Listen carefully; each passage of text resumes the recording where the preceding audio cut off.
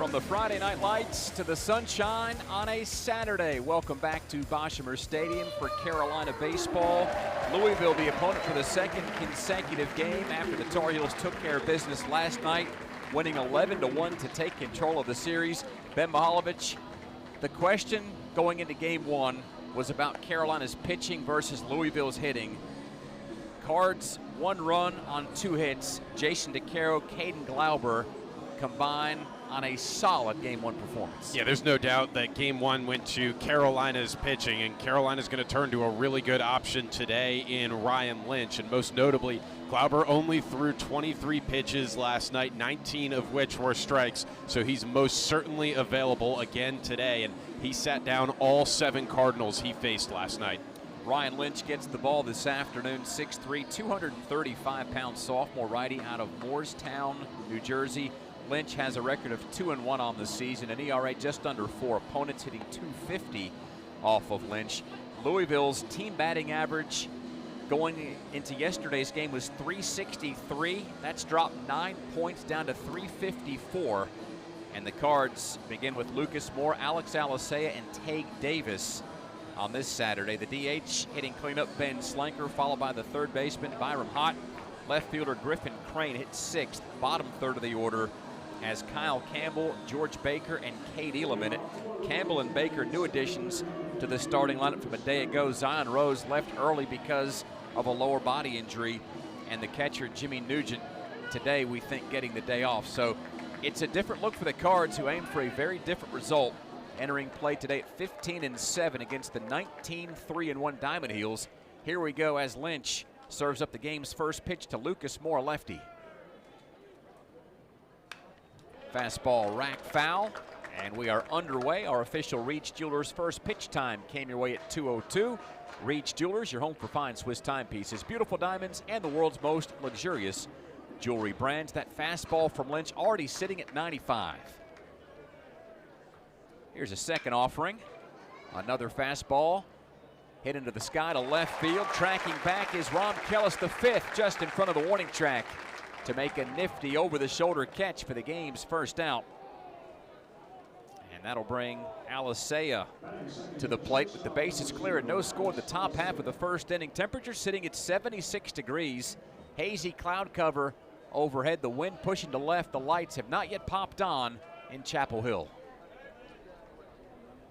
Initial offering to the lefty Alicea. Shows bunt, takes a strike. 0-1 the count to the shortstop, hitting .341, couple of home runs, 17 RBIs in his junior season. Lynch from the first base side of the mound fires a breaking ball off the plate. 1-1 to Alicea as Carolina's third baseman Cooper Nicholson crashes in, expecting bunt. Jake Schaffner, the shortstop. Gavin Gallagher at second. Eric Paulson at first. The catcher today is Macon Winslow. The outfield after the 1-1.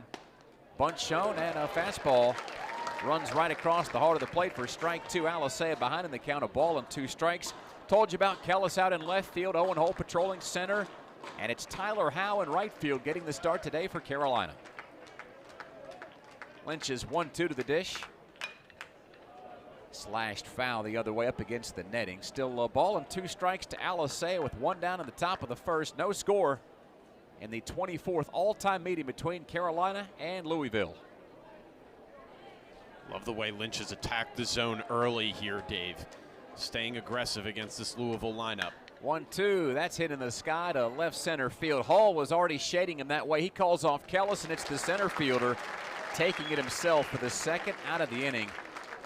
Said a lot last night that Coach Jackson had put Carolina's defense in a position to succeed, and while Hull or Kellis could have made that play from anywhere on the field, it was Hull who barely had to move to do it. And that's how you steal outs. I know, like you said, that was probably a routine play for both Kellis and Hull, but Carolina able to steal outs last night because of the positioning from Coach Jackson.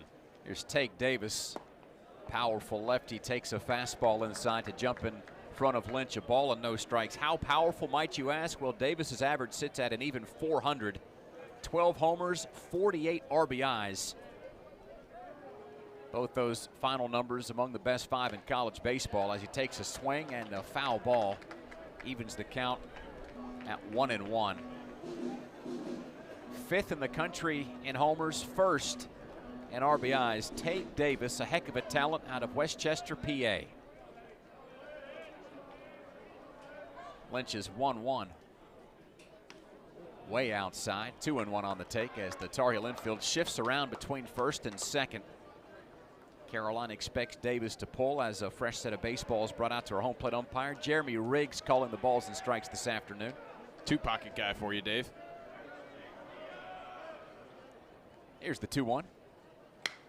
Lynch put it in the zone. It's popped up to the left side of the infield. Cooper Nicholson extends his hands, calls everybody off, makes the catch off his left shoulder, and that's inning over. Moore and Alisea both fly out. Davis pops out. And just as Jason DeCaro went 1-2-3 on Friday in the top of the first, it's Ryan Lynch retiring the first trio of cards he faces today.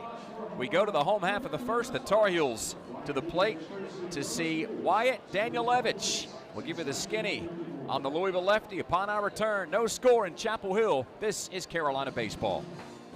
Wyatt Danielewicz gets the ball today for the visitors. 6'1", 210-pound senior lefty out of Traverse City, Michigan. Beautiful spot to vacation in around the summer months. Danielewicz, a 2-1 record, a 4.88 earned run average. Opponents hitting 284 off of Louisville's Saturday starter. He'll see Schaffner, Gallagher, and Paulson in the first, making Winslow catches and hits cleanup, followed by the center fielder, Owen Hull, the DH, Colin Heineck. Bottom third of Coach Forbes' order, Tyler Howe, Rob Kellis V, and Cooper Nicholson. That's today's starting lineup, presented by Coors Light, Mountain Cold Refreshment, Choose Chill, and official beer of your North Carolina Tar Heels. Celebrate responsibly. Tar Heels with their Carolina blue tops, white pants, and white batting helmets. Louisville in the traveling grays this afternoon with the black ball caps and that red cardinal on the front. First pitch is inside, and Schaffner shows the home plate umpire hit him on the elbow. And that's an inauspicious beginning to Danielowicz's sixth start of the season. He hit Schaffner, and the Tar Heels have a leadoff man aboard. Carolina walked 10 times last night, Dave. Tons of free passes from this Louisville ball club, which up and down the board couldn't find the strike zone. And already today, a free pass for the Tar Heels sets up Gavin Gallagher with a man on base. That's the second hitter Danielewicz has hit this year. Gallagher at the plate from the right side. Good off-speed pitch in for a strike. 0-1 to Gallagher. Average sits at 289. 4 homers, 18 RBIs. Schaffner leads off of first. He's held by Davis. There's a throw over. Schaffner, best base stealer on the Carolina roster, 8 of 9. The Tar Heels collectively just 17 of 23. 14th in the ACC, 230th in the country. Snap throw and a little low. Davis had to dig it out of the dirt. No tag applied to Schaffner, who already looks like he's been through the ringer. He's got dirt all over the front of his uniform.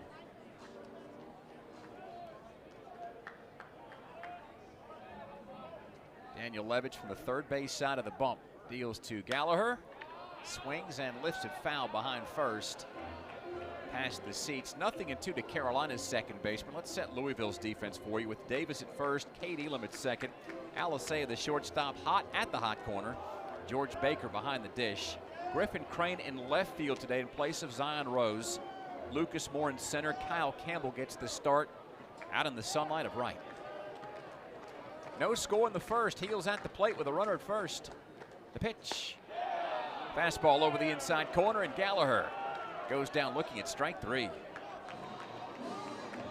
That's the 36th strikeout for Danielewicz.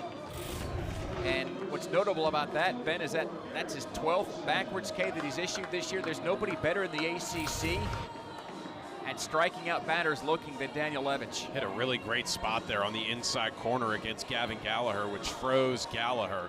And that corner has been extended a little bit all series. Today with Jeremy Riggs, last night with Travis Carlson. Paulson next up to the plate. Lefty takes a strike on the outer half. Fastball touches 91. 0-1 to Paulson. His average at 351 leads the team in dingers with 6. And he's tied for second in RBIs with 24. Schaffner, who is hit by a pitch, extends off of first base. There's a big shift on the right side as the second pitch to Paulson drifts low and outside.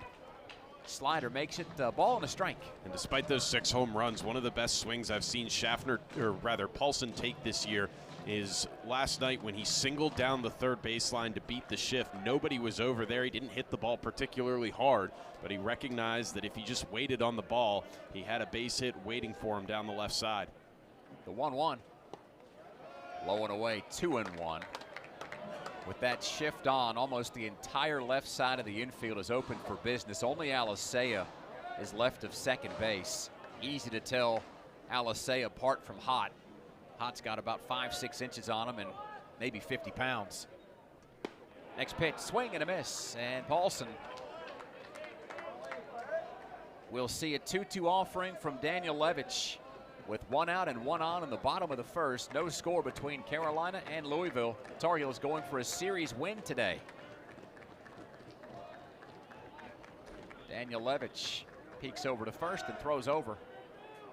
Schaffner dives back in head first. He's got that giant oven mitt on his left hand. It's become a staple, I think, Ben, of almost any base runner here in the 21st century. Those things didn't exist when we were growing up. Easy way to prevent jammed and broken fingers. Another throw. Schaffner was leaning a little bit to second, but he's back in plenty of time. It's difficult to read a lefty's move, and I think Schaffner, what he's doing is as soon as Daniel Levitch lifts his leg, he's just freezing immediately. So he's not going to get caught out on his front foot, but it's also not great in terms of getting a jump to steal a base or even a secondary lead. Wind continues to push towards left. How about another throw to first base, and still nothing doing as some of the Boo Birds come out around the ballpark. And it's a good showing of Carolina fans here today. Little pocket of red across the way behind the first base dugout. Louisville's traveled. Program has a lot of support. The 2-2 to the plate. Paulson, slow roller over to second base from the outfield cut. Elam scoops and throws to get Paulson. That's the second out. And Louisville's infield has to be heads up to get over to third base to cover, because again, with the shift on, nobody was over there. Alicea and Hott both run over. That keeps Schaffner to just second base. 2 down in the inning, and the cleanup hitter Macon Winslow to hit with our score, 0-0. Keeps him to just second base, but he is in scoring position, and he does have great speed. Base hit here from Winslow absolutely plays.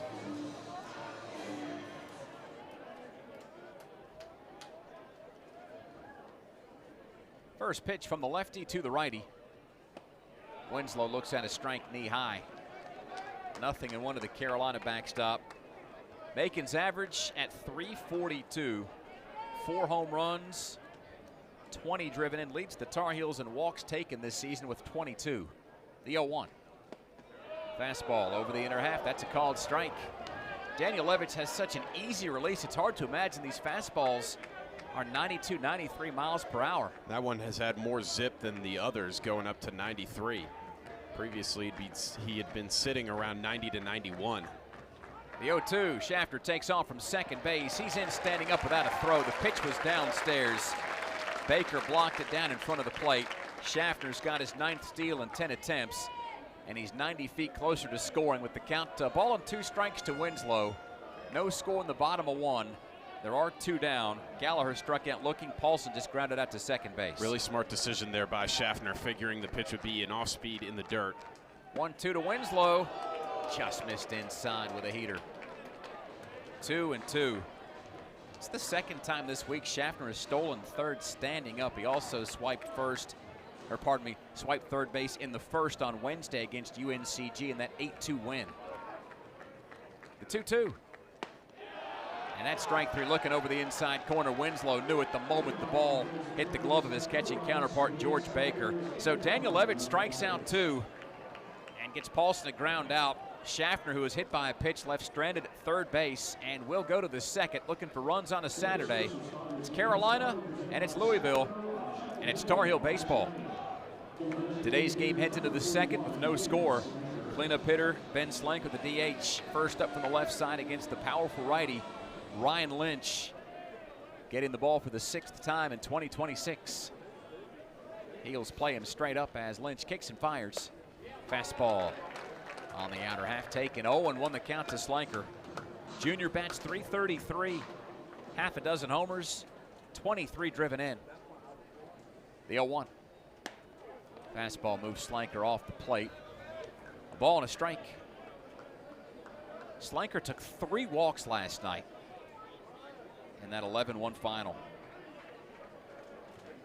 The 1-1. Missed away with a slider. 2-1. That was about the only bugaboo for DeCaro, who walked a career worst 6. But he got his 5th win of the season and kept one of the best offenses in the entire country under wraps. Here's the 2-1. Swung past the fastball, and it's 2-2. About Jason DeCaro, too, Coach Forbes said it in media last night that he actually thought Jason DeCaro threw really well. His pitches had a ton of movement. He was just barely missing the zone. So not disappointed, not worried with DeCaro at all. Lynch's 2-2 to Slanker, high and away. Fastball runs the count full to the Cardinal leadoff man in the second. No score. Lynch takes a deep sigh. Here's the payoff pitch. Barely inside, and he lost him. Ball 4.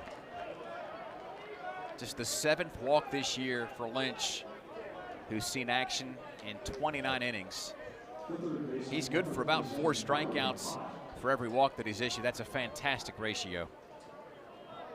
Speaking of 4, that's now the 4th walk of the series for Slanker, who just hasn't been pitched to. And it's almost weird, too. I mean, Slanker's got a good bat, but he's definitely not the best bat and not the premier bat in this lineup.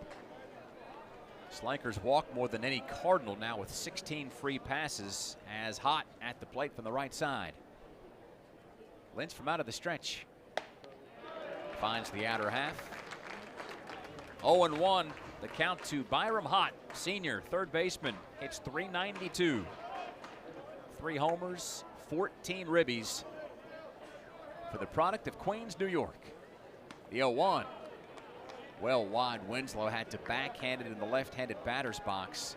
Count to Hott moves to a ball and a strike. Hott has been cold against Carolina. 0 for 4 last night, 0 for 8 in his career. The 1-1.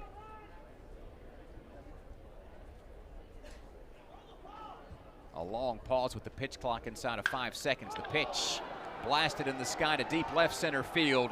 It is off the wall. It careens past Hull. Louisville sends Slanker. The throw is cut it short, and Slanker scores from first.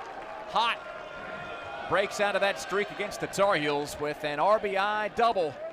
Louisville has its first lead of the weekend, 1-0 in the second. That ball was tattooed right where it says Carolina's had 68 All-Americans. Nothing Owen Hull could do about it, and then took an unfortunate hop, bounced right back into center field, which gave Slanker a few extra steps down the line, and Louisville's got a lead. It's the first time Carolina's trailed in what seems like forever. Ben, the Heels have won 7 consecutive games and have been dominant during that stretch. Here's Griffin Crane, another lefty for Louisville. Shows bunt, takes a pitch outside, fastball. Makes it 1-0 to Crane. Best average on this Louisville roster at .460. Couple of home runs, 28 runs driven in for the outfielder. The 1-0. There's a swing and a line drive to short. Shafter makes the catch. Throw to Gallagher, not in time. Hott dives back in safely to second base.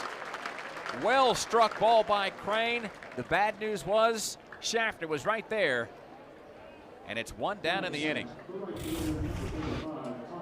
Louisville already is getting much louder contact than it did last night. Cardinals had a bunch of weak groundouts, couple soft flyouts as well. Seeing the ball better today off of Ryan Lynch. Here's Kyle Campbell, a righty at the plate for Louisville. First pitch up and in. A ball and no strikes, the count to Campbell. Didn't play last night.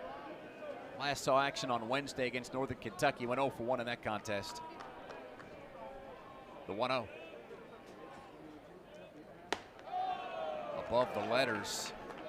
2-0 the count to Campbell. One of the things Macon Winslow talked about last night is that sometimes the Carolina pitchers just need to attack the zone. Don't worry about the hitters. Just go after the hitters. The stuff is there. The 2-0. Fastball, that's hit just in front of the plate. Winslow gets to it with the bare hand, throws to first. It was a little high and a little outside, but Paulson, with his foot on the bag, reaches towards right center field to glove it. Good play by Winslow to retire Campbell for the second out of the inning. It advances Hott to third, brings Baker to the plate. Our score reads Louisville 1, Carolina 0 in the top half of the second inning from Boshamer Stadium. It's a big out right here for Ryan Lynch. Keep this at a 1-0 game. You don't worry about it at all, but if Louisville goes up 2-0, then there starts to be some pressure even early on. Baker hitting out of the 8 spot. A lefty swings and drives the first pitch foul into the net above Carolina's dugout, third base side. Perry Hargett caught it off the rebound. Perry's got those good hands from out of Anson County. The 0-1. Another foul ball. This one's over everything left side. Out of play, 0-2 to George Baker.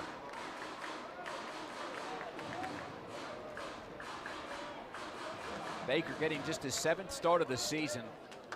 Hits .261 with 4 driven in. Lynch is 0-2. You have to think slider here, right? It was a fastball, fought off.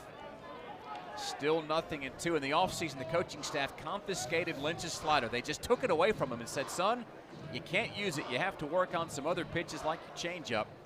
And he's come back a much more polished pitcher this year. Not surprised he didn't go to it there. Baker's been fouling these pitches off the other way, signifying that he's late. You don't want to speed up his bat. The 0-2 from the righty to the lefty. And he fans him on a high fastball that was off the plate. Lynch gets his first strikeout. It ends the inning, and it strands Hott at third base. Cardinals get 1 run on 1 hit, no errors. A runner stranded. Louisville has a lead for the first time this weekend. It's 1-0. Cards heading into the home half of 2. Tar Heels have Hull, Heineck, and Howe to the plate upon our return. This is Carolina baseball. Alongside Ben Mihaljevic, I'm Dave Nathan, welcoming you back to sunny Chapel Hill on a Saturday for Carolina baseball. Louisville the opponent, and the Cardinals have a 1-0 lead as we go into the bottom half of the second inning. Cardinals, Ben Turner leadoff walk into a run. Byram Hott's double scores Slanker. Louisville's halfway to its hit total from yesterday when it was held to just 1 run and 2 hits. Strangely enough, I went back to take a look at the last time Louisville was kept that under wraps. You have to go all the way back to last year, a doubleheader at Georgia Tech. In both games, Georgia Tech 1-hit Louisville. Wow. On May the 11th. The Jackets won 6-0 and then 2-1. I couldn't believe that it happened so recently, and I was stunned that it happened twice on the same day. Well, I'm stunned that it happened in May, considering how the postseason went for Louisville, making it to Omaha. Here's Owen Hull to lead things off. Carolina lefty takes a strike. It's an all-lefty affair with Daniel Levitch on the bump. It's a second time. I think that's the third time he's appeared against Carolina. Faced off against him twice last year out of the pen. Louisville took 2 out of 3 from the Tar Heels in 2025 as Hull checks a swing on a pitch that was drifting away. Appeal down to third. It's called a strike. And Hull behind in the count, 0-2. Daniel Levitch right now is abusing the left side of that plate against any Carolina hitter, lefty or righty, and the Tar Heels haven't been able to figure it out yet. Hull digs back in from the left side. Daniel Levitch kicks and fires. Off speed pitch bounced in front of the plate, rolling towards the mound. Daniel Levitch turns and throws. Did he get him? Barely by a half step. Hull the first out of the inning. He's got great speed, and especially leaving the left-handed batter's box that much closer to first base. Close call, but Louisville got their man. Some serious athleticism off the mound, too, from Daniel Levitch. He's the only guy who could have made that play, and he had to do everything right to beat the speedy Owen Hull. He did just that, and there's one gone. Heineck to the plate. The DH stands in from the right side. Heels down a run, 1-0 in the second. Louisville southpaw induces a pop foul out of play. 0-1 the count to Heineck. Home plate umpire, by the way, Jeremy Riggs, a southpaw as well, as he tosses a new baseball out there. I feel like you never see that. Lefty umps? I mean, it's like seeing a lefty third baseman, huh? Yeah, really. The 0-1. Fastball inside. 1 ball and 1 strike with Riggs behind the plate calling the balls and strikes. Robert Nunez, hands on hips down the line at first base. At second, it's Christopher Tipton, and left of the line at third base, Travis Carlson, today's umpiring crew. Daniel Levich's 1-1 to Heineck. Down and into the DH. 2 balls and a strike. Heineck bats .303. Couple of home runs. Make that 3 home runs for Heineck, and the team leader in RBIs with 26. He's been a big acquisition for Carolina out of the transfer portal. He was at Georgia State a season ago. The 2-1. Off speed, but right down the middle, taken for strike 2, and the count even. Carolina's being fooled by a lot of these pitches, too. A lot of strikes looked at as opposed to swinging strikes tonight. Daniel Levitch rocks and fires the 2-2 fastball outside. 3 balls and 2 strikes to Heineck. With nobody on and 1 down, we're in the bottom of the second. Heels at the plate. Louisville, though, on the board. Cards lead 1-0. Slanker scored the game's first run. Hot doubled him in. Payoff pitch. And that pays off for Louisville. Swing and a miss, strike 3. Heineck couldn't catch up to the fastball, and that's already 3 strikeouts for Daniel Levitch, who's K'd at least 5 in all 5 of his previous starts. His season high is 9 strikeouts. That came against Michigan State back towards the top of the schedule. The Michigan State series went south quickly for Louisville, too. Opening series, Louisville was a top 10 team, and Spartans just jumped all over the Cardinals. Back to business. It's Tyler Howe at the plate. Freshman lefty looks at a ball outside, 1-0. Howe last night 1 for 3 with the run scored and 2 RBIs as he takes a fastball in tight to move the count to 2-0. Infield plays him straight up, at least for the moment. As soon as I say that, Alisea begins to track over to the right side, so it's 3 infielders between first and second base. The 2-0. Checks in downstairs, 3-0 to the Huntersville product. Should Howe reach, then it's Rom Kellis, the 5th, due up next. If not, Louisville has Elam Moore and Alisea due up in the 3rd. The 3-0. Strike on the outer half, taken 3-1. Temperatures in the mid-70s. Should creep closer to 80 before this one's all said and done. Barely a breeze out in center, the 3-1. That's high, and it's ball 4. First walk issued by Daniel Levitch, the 12th on the season. Howe heads down to first base. The Tar Heels' second runner of the game. Carolina still doesn't have a hit. Schaffner was hit by a pitch to begin the Heels' first inning and was left at third base last frame. So here's Kellis with 2 out and a runner aboard. Dave, Carolina was excellent with 2 outs last night. Multiple hits in the game and multiple runs across as well. Can it continue into Saturday? Kellis, a righty at the plate, looks at an off-speed pitch. Outside, ball 1. Baker did his best to frame that, but there was no fooling Jeremy Riggs. 1 ball and no strikes. The count to Kellis. His average has hopped up to .316. A home run and 5 driven in. The 1-0.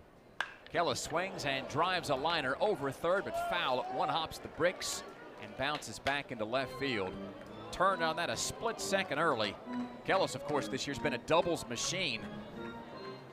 Count 1-1. It feels like Rom Kellis is just in this lineup to hit doubles. He's played good defense out in left as well, but take those extra base hits when you can get them, and Louisville's in no doubles defense. The 1-1 upstairs, 2-1. If you're curious about the doubles for Kellis this year, 3 of his 6 hits have been 2-baggers. 4 of his 6 hits this year have been extra base knocks. 2-1 the count to the Tar Heels outfielder. 2 down in the second. Howe over first after just taking a walk. Daniel Levitch throws over to first. House back in time on his stomach.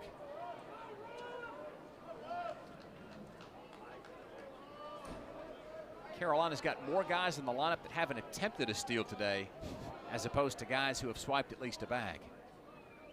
The 2-1. Swing and a miss. That fastball's just effortless out of the left hand of Daniel Levitch, sitting around 92, 93. And it's really moving, too. I mean, this is not a flat 93 miles an hour. It's got life. Daniel Levitch attempts to get out of the inning after another throw back over to first base. Howe is back in time as Davis holds the runner. Louisville up a run, 1-0. Only hit of the game. Byram Hunt's double to left center, scored Slanker, who took a leadoff walk earlier this inning. The 2-2. Foul tipped into the glove of Baker, strike 3, and that's 4 strikeouts through 2 frames for Daniel Levitch, as Carolina goes no runs, no hits, no errors, and a runner left stranded. 2 innings in the books from Chapel Hill. Louisville takes a 1-0 lead into the third. I'll have a special guest for you coming up right after this. This is Carolina Baseball. Today's First Responders game is proudly presented by Serve Pro of Chapel Hill in Orange County. Thank you, Serve Pro, for sponsoring today's game, which heads into the third. Louisville at the plate, up a run, 1-0. It's Elam Moore and Alisea to the plate. Ryan Lynch remains on the mound, and we've got Russell Ammons joining us here in the broadcast booth. Russell, you've got a heck of a title. You are the Team Parker crew chief at Serve Pro, huh? Yes, sir. Here's the first pitch to Elam. It's a strike call. 0-1. So I get to the ballpark today, Russell. There's tons of people, and there's so much going on here today for our annual First Responders celebration. Can you tell us just about some of the things happening? Yes, sir. Serve Pro is proud to support our first responders, not just today, but every day. It means a lot to us to take a moment and recognize the people who consistently put our community first. We're honored to have members of our local fire, police, and EMS teams here today. Pitch just missed to Elam, so the count 1-1. Next offering hovers over the plate, and it's pop foul. 1 ball and 2 strikes to Elam. Serve Pro and the Heels, they team up for First Responders Day here at the Bosch. We know that Serve Pro does a lot throughout the year in the community. Can you tell us about some of those partnerships that you guys have made? Absolutely. Supporting our frontline first responders is a big part of what we do, but it's about showing up for the community as a whole. Throughout the year, we focus on supporting initiatives that benefit local community. We're proud to partner with a variety of nonprofits and local organizations that are doing meaningful work in those spaces and helping them make a lasting impact. While Russell was telling you about that, Cade Elam grounds out to Schaffner for the first out of the inning. Base is clear, top of the third. Louisville 1, Carolina 0. Lineup turns over to Lucas Moore, who flied out to left back in the first when this game began at 2:02. A little more than a half hour in as Lynch goes to the slider. Backdoors him for a called strike, 0-1. So Serve Pro has not just worked around the area, but it's worked with Carolina Athletics on emergency action plans. Can you tell me about the service and provide any insight onto what this entails? Yes, we really believe preparation makes all the difference. Taking the time now to have a plan in place means you can respond quickly and keep things from getting worse. When something unexpected happens, minimize disruptions and protect what matters most. And the best part, it's completely free, just give us a call. The 0-2 pitch to Moore, fly ball, left field. Catch made by Kellis, and there's 2 down. Moore set down for the second time on an F7. That'll bring Alisea to the plate. Louisville continues to lead Carolina in the third, 1-0. So for homeowners and business owners that might be tuning in here today, Russell, what are some of the important things they might want to know about potential emergency situations? Do you know where your water shutoff is? This is the single most important step in a water emergency. Knowing how to quickly turn off the water can make all the difference in minimizing that damage. You know, I bought a house a couple of years ago. The first thing I did was find the water shutoff in the basement in the utility area. Yep, that and the circuit breakers for sure. Which are just across the way on the other side of the room. Yeah. 1 ball and 1 strike to Alisea. So what you're saying is I'm barking up the right tree. Absolutely. That's a first. Here's the 1-1 from Lynch to Alisea. Strike call over the outside corner, 1-2. Carolina potentially a pitch away from getting out of the inning and getting back to the plate down 1-0 in the third. Nicholson, Schaffner, and Gallagher would be due up. Here's the 1-2 pitch to Alicea, and that's strike three swinging. Down he goes, second strikeout of the ball game for Lynch. They both ended innings, and we'll go to that all-important bottom half of the third with our score still Louisville 1 and Carolina 0. Russell, thank you so much for joining us here in the booth. Always a pleasure to have you do this with us each and every year. We thank you for the insight and your support of Carolina Athletics. It was a pleasure. Thank you. The great Russell Ammons with us here inside Boshamer Stadium as the Tar Heels and Cardinals go into the bottom half of the third, who bring Nicholson, Schaffner, and Gallagher to the plate. It's the 9, 1, and 2 spots. Ben, we kept your seat warm for you last inning. It didn't take long for Lynch to retire Elam, Moore, and Alicea, and all of a sudden Lynch has set down 6 in a row since Hatt's RBI double scored the game's only run. Lynch is throwing the ball really well for Carolina. I mean, obviously, Tar Heel fans would like it if Louisville didn't have any runs, but can't complain with one run. The offense needs to step up here. First pitch to Nicholson. Righty takes a strike over the inside corner. Good slider by Daniel Levitch, and it's 0-1 to the Tar Heel third baseman. That's the corner where he's been living all day to both righty and lefty hitters, and it's been working. The 0-1. Another strike, this at the waist, outer half. Tar Heels third baseman down 0-2. Average has jumped up to 197 after a 2-for-5 performance last night where he homered for the 4th time this year and drove in 2 of his 17 runs. As he takes a swing and a miss, down he goes. Strikeout number 5 for Daniel Levitch, who's got his A stuff today. And what a difference a day can make for Louisville. On the wrong end of an 11-1 final on Friday, Cardinals have a 1-0 lead today and have thoroughly confused Carolina at the plate first time through the order. Well, it's crazy what happens when you just start throwing strikes. I mean, it's the biggest difference in the world. And the other thing for Daniel Levitch is not only is he throwing strikes, but he's not getting behind early in counts. The only time he did it was against Tyler Howe.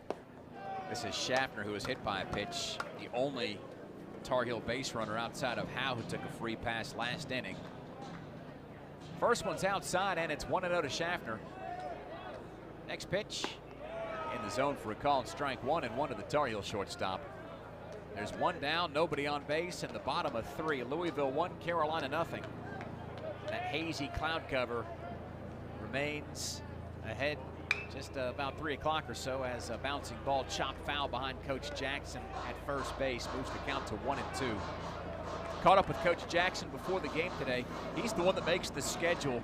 I was just curious, was it a coincidence or not that you had a fast base-stealing team like UNCG on Wednesday ahead of a team like Louisville that can do it as well as anybody in the ACC? The 1-2 to Schaffner drops low to make it 2-2. Total coincidence. The midweek games are done so far in advance. It's just the way the schedule broke this year. But I had to know. Yeah, it's a good question worth asking. The 2-2, and Schaffner bounces it into the visiting dugout.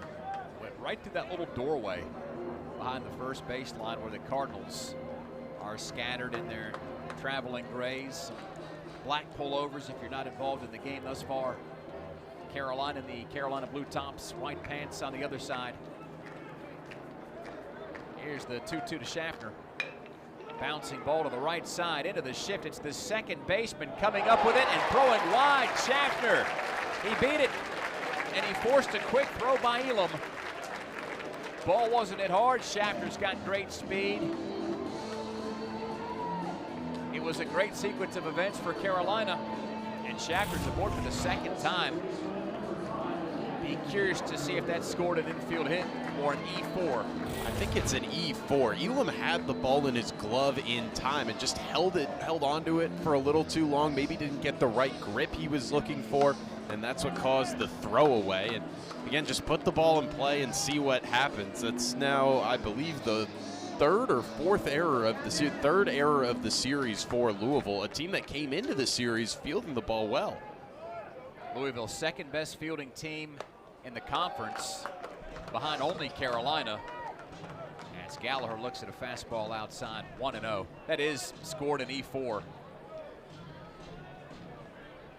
So Schaffner at first, one down in the third. Heels down 1-0, but a guy like Gallagher can change that with one big wallop. Next pitch, and there is a wallop. Line drive down the left field line, but foul by about 4 feet. The ball hung up in the sky as it headed towards that 335 sign in the deep corner. Just foul between the line and Carolina's bullpen. Gallagher heads back with the count 1 ball and 1 strike. Carolina's still not gotten a hit today after pounding out 13 hits, a season high on Friday. Gallagher was just a tiny bit out in front. 83-mile-an-hour slider there from Danielewicz. The 1-1. Gallagher pokes that in the sky, right side this time into foul territory. Davis inside the first base coach's box comes down with it as Coach Jackson headed the other way, and there's 2 down. Gallagher pops out in foul territory, which brings Paulson to the plate. 2 away in the third, and Schaffner still at first. Heels down a run, 1-0 to Louisville. Aside from that foul ball from Gallagher and maybe one from Kellis, Carolina with a lot of weak contact today. Nothing has been threatening. Paulson's 0 for 1 with a ground out to second base. The shift on, covering the right side of the infield. Pitch to Paulson. Swipe foul. 0-1 to the Tar Heels first baseman, who was playing at Stony Brook this time last year. And oh, by the way, the Tar Heels haven't had a win streak, and it's been 7 in a row since Stony Brook was playing Carolina last year towards the beginning of the season. Wow. The 0-1.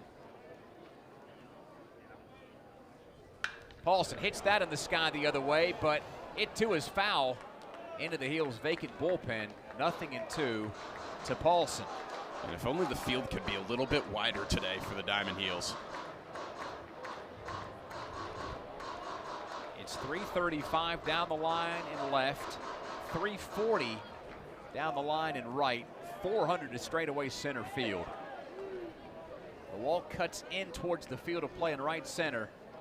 It's a true arc, though, out in left center. The 0-2, instead of throw over to first instead.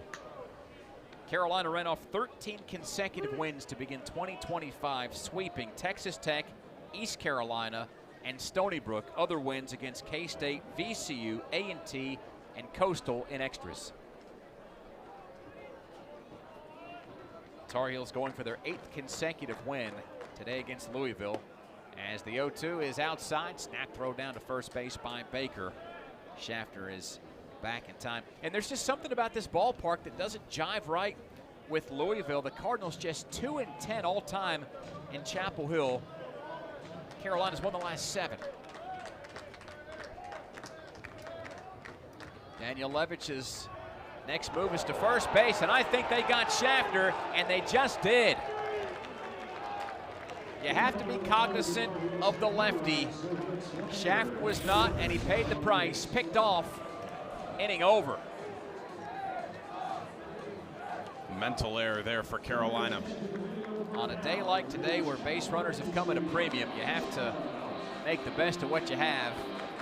Instead, it's Louisville getting off the field, so the Tar Heels go no runs, no hits. There was an error, and because of the pickoff, nobody was left. Heels blank for a 3rd consecutive inning. We go to the 4th. Our score reads Louisville 1, Tar Heels nothing. This is Diamond Heels baseball. In baseball, you need a great game plan. Same with your health care benefits. That's why more people trust Blue Cross and Blue Shield of North Carolina, the state's most preferred health insurer. So put Blue Cross North Carolina on your team. Official health insurance partner of Carolina Athletics. We start the 4th with Louisville up a run 1-0. Ryan Lynch and Tage Davis meeting for the 2nd time. The first pitch of the inning is a swinging strike. Davis behind in the count, 0-1. Having popped out to third base in his earlier AB. Next offering, drifts outside. 1-1 to the lefty. Davis set a Louisville freshman record last year with 18 homers. The 1-1. Slider in for a strike. 1-2. Was an all-ACC freshman. third-team All-ACC, second-team freshman All-America. If it could have been done last year, Davis did it. Lynch shakes off the first pitch. It was a big shake. Did not like what he heard. Pitch clock at 2. The 1-2. He shook it off, and then he struck Davis out. Big fastball that Davis couldn't touch. Third strikeout of the game for Lynch. And Davis back at the dugout, 0 for 2 in the contest. Brings Slanker, the DH batting cleanup, to the plate with 1 down in the 4th. Louisville 1, Carolina nothing. Wow, that was a big-time fastball. Cranked back, found 96, and that is really hard to read out of the hand. First pitch to Slanker at 95, running hot over the inside corner for a strike, 0-1. Lynch is dealing right now. There's no doubt about it. He is throwing a great game. The 0-1 to Slanker. Down and in, 1 ball and 1 strike. The issue for Lynch is that Daniel Levitch has been there to match every step he has taken. Pitcher's duel at the Bosch. The 1-1. Fouled back in the sky. It'll get past the seats and out of play. 1-2 the count to Slanker. Louisville has recruited the Midwest so well for so many years. They found Slanker out of Canfield, Ohio, and Ohio U transfer. The 1-2. Up and away, 2 balls and 2 strikes. Now, if you're looking for Canfield on your map, you want to go right smack dab between Cleveland and Pittsburgh. It's about an hour from either city. So he's chosen Pittsburgh as his sports town, I read. He has. All things Steelers, Pirates, and Penguins. The 2-2. Line drive to center field. Owen Hall runs underneath to make the catch. A rare fly ball out. And Lynch continues to dazzle on the mound. The last man who reached, Byram Hott, doubled in the second. He's at the plate now. That's the only hit of the game to this point for either side. 8 in a row set down by Lynch. Louisville 1, Carolina nothing in the 4th. Pitch to Hott. Blazing hot. Swing and a miss on the fastball, 0-1. That fastball's only gotten faster today for Ryan Lynch. Up to 96 now. Hot like Slanker, a transfer from out of Marist. Can't touch another devastating heater from Lynch. It's 0-2. Hott needs a moment to step out of the batter's box, adjust the batting gloves, and just think about what in the world's going to come next. He didn't seem prepared at all for that fastball. I would go right back to it. Lynch is 0-2. Bouncing ball right at second base into center field. He's got his second base hit, the only 2 hits of the game, and will continue in the 4th. Louisville has a runner at first with 2 down for Griffin Crane, based on average, the best hitter in the zip code, maybe the state. Well, hang on, you haven't seen my batting average. Well, it's so small I can't see it.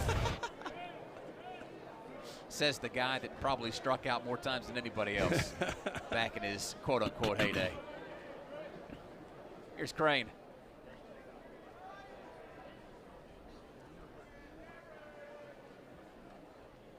After a long pause, pitch dealt outside, 1-0. So, serious conversation. If you had to give a scouting report on yourself, how would you have played Ben Mihalovic back in high school? Pitch the outside corner. I was a lefty. Pitch the outside corner. I could never judge if it was going to be a strike or not.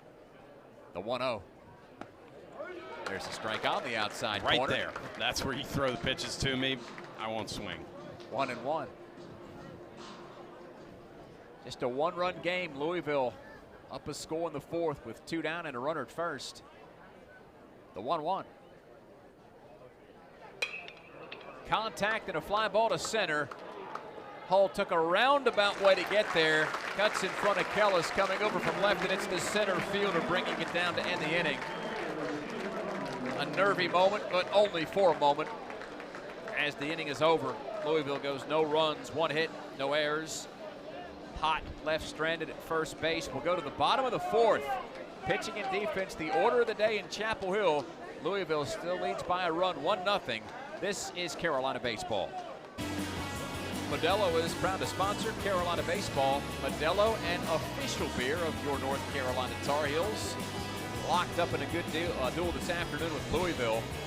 Cardinals got the game's only run in the second and lead 1-0 into the bottom of the fourth. Ben, Carolina has Paulson to lead off. He was at the plate in the third when Schaffner was picked off of first base.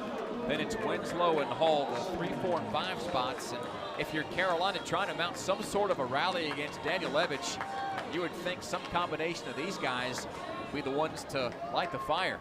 And Paulson was in a 2-strike count when Schaffner got picked off, so this is a good opportunity for a fresh AB. Lefty, lefty. And a swing and a miss on the slider. 0-1 to Paulson. Paulie 1 for 4, scored 3 runs in Carolina's 11-1 victory on Friday night. Again, a win today for the Tar Heels gives Carolina the series. The 0-1, Paulson, fly ball to left field. Crane tracks it and makes the catch. 1 down. Crane got the start a day ago in right field, but with Zion Rose apparently hurting one of his legs yesterday in the middle innings, he's off the field today. And what a shame for a kid that missed a good portion of the early part of the season to have come back, played so well, and back on the shelf. Winslow next up to the plate. The righty takes a ball wide, 1-0, as Daniel Levitch begins him with the slider. Speaking of injuries, Daniel Levitch didn't pitch in 2024 after a brief stint as a freshman, as Winslow makes contact. Floats a pop-up behind second base. There's Alisea jumping in front of the second baseman. Elam tells the freshman, son, I got this one. 2 down. More weak contact off of these Carolina bats. Nothing has come easy. Carolina singled Louisville to death yesterday until the Cooper Nicholson home run that ended things. That was still hard contact, even on a few base hits. Pitch count for Daniel Levitch at 52 through 3 2/3. First offering to Hull. Lefty takes a swing and a miss. 93-mile-per-hour fastball wins the moment. 0-1 to the center fielder for Carolina, who's 0 for 1 with a tapper back to the mound when he led off the second. The 0-1. Taken for a strike, and that makes it 0-2. Daniel Levitch is flat out dealing. He's just totally in a groove, and Carolina hasn't been able to do anything to break him out of that groove. Even after he's walked a guy, hit a guy, Daniel Levitch goes right back to work. The 0-2 hits a spot, and that's strike 3 at the letters. Another backwards K as Hull punched out, and 6 strikeouts in the game for Wyatt Daniel Levitch. From Traverse City, Michigan to Chapel Hill, North Carolina, Daniel Levitch, the story of this afternoon's game. 4 innings complete. We go to the 5th. Our score continues to read Louisville 1 and Carolina 0. It's Carolina Baseball. The Carolina Baseball Grounds Crew is presented by Brown Brothers Plumbing and Heating. Serving the community since 1933, our family is here to keep your family comfortable. Count on the team that the Tar Heels trust with Brown Brothers Plumbing and Heating. You can trust us, Dave Nathan and Ben Mihaljevic, for your Carolina baseball needs. As we've hit the weekend in ACC play, 3rd series of the season for Carolina. Tar Heels 5-2, taking on a Louisville team that's 2-2 in conference play. Cards up 1-0 as we start the 5th. Lynch distributes a ball to Campbell, who showed bunt from the right side. The count 1-0 to the right fielder, batting out of the 7 spot for head coach Dan McDonald. Next offering, that's in the zone, and that is lined right past the mound into center field. Campbell gets in on the act. It's only the 3rd hit allowed by Lynch, but that was a cracker right back through the middle. And Louisville's got the lead man aboard for the 2nd time this afternoon. All 3 Louisville hits have been smoked today. There's certainly been no doubt about that, but again, Lynch just continues to go back to work. He's still got the bottom of the order up, so a good chance to attack. Lynch to the stretch with Baker at the plate. He's another lefty. Pitch clock inside of 5 seconds. Lynch has to hurry. The pitch with the runner going. It's called as a throw down to second base. The call was for batter's interference, so we're going to have an out at the plate, and the runner at second is sent back to first base. I saw Jeremy Riggs put his hand up. Initially, I thought that might be a strike call. There was no way that it was so far out of the zone. It's for interference, and the Tar Heels get a bit of a gift, albeit I think a fair gift. Yeah, completely fair. You saw it right away that Louisville tried to go hit and run, so George Baker was trying to swing, but Carolina smartly had a pitch out on, understanding that Campbell was likely going to run, and Baker just jumped over the plate, tried to get to the ball, and totally messed with Macon Winslow's ability to throw down. It's a good call by the home plate umpire, Jeremy Riggs, and there's one gone. So here's the 9-hole hitter, Elam, at the plate. Lifts the first pitch foul to our right, and it's 0-1. Elam grounded out to Schaffner when he led off the third. We're in the fifth. Louisville 1, Carolina nothing. Tar Heels still don't have a hit today. Louisville with 3 hits and the game's only error. Throw to first base. Campbell is back in time. So in addition to Daniel Levitt striking out 6, he also picked off Schaffner in the third. That was his first pickoff of the season. The 0-1. Slider comes screaming across the inner half. Elam took a cut, couldn't touch it, and it's 0-2. Recruiting battles for these kids are always so interesting. The Tar Heels fought off a hard-charging LSU bunch to get the services of Lynch a couple years back as he deals strike 3. That was right down Franklin Street, and Elam left looking at a dandy of a pitch from Lynch for the second out of the inning. Comes the top of the order, and Lucas Moore. He's hit the ball well once today to left field, a line out to Ron Pellis. Lynch can escape this, still feel good about this outing from the star sophomore. Moore, a left-handed hitter, awaits the first pitch from Lynch. Missed with a mid-90s fastball outside, 1-0. Still a good spot, though. Lucas Moore almost swung, and Macon Winslow was set up outside anyway, maybe to prevent Campbell from trying to take second. Campbell leads off of first. Paulson holds the runner. There's 2 down in the 5th. Throw over, and it gets away from Paulson. Almost hit the first base umpire. Gallagher gets to it. Long throw to second. It won't get him. And Campbell scoots over on the throwing error by Lynch. Tough break for Carolina. But if Lynch can get more here, it shouldn't matter. A rare error for Carolina, just the 15th on the season. The Tar Heels #1 in the ACC in fielding percentage, among the best 35 teams in the country at .982. The 1-0. Pitch outside, 2-0.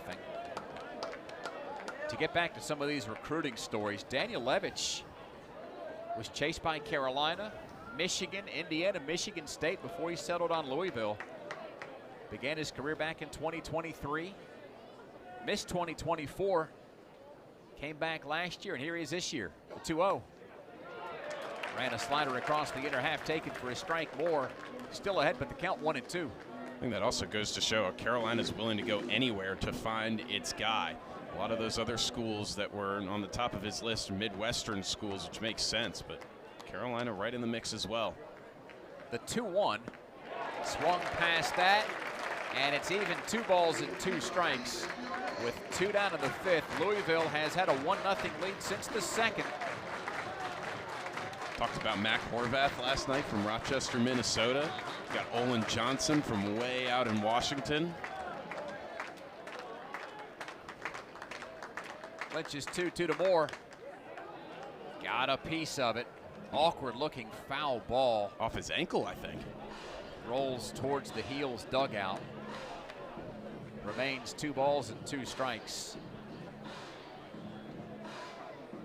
Home plate umpire Jeremy Riggs dusts off the dish. A little professional courtesy for Moore, who shakes off the after effects of that piece of contact. Moore doesn't look like he wears any sort of a guard on either one of his feet, so if he took some contact, that must have hurt. Next pitch from Lynch.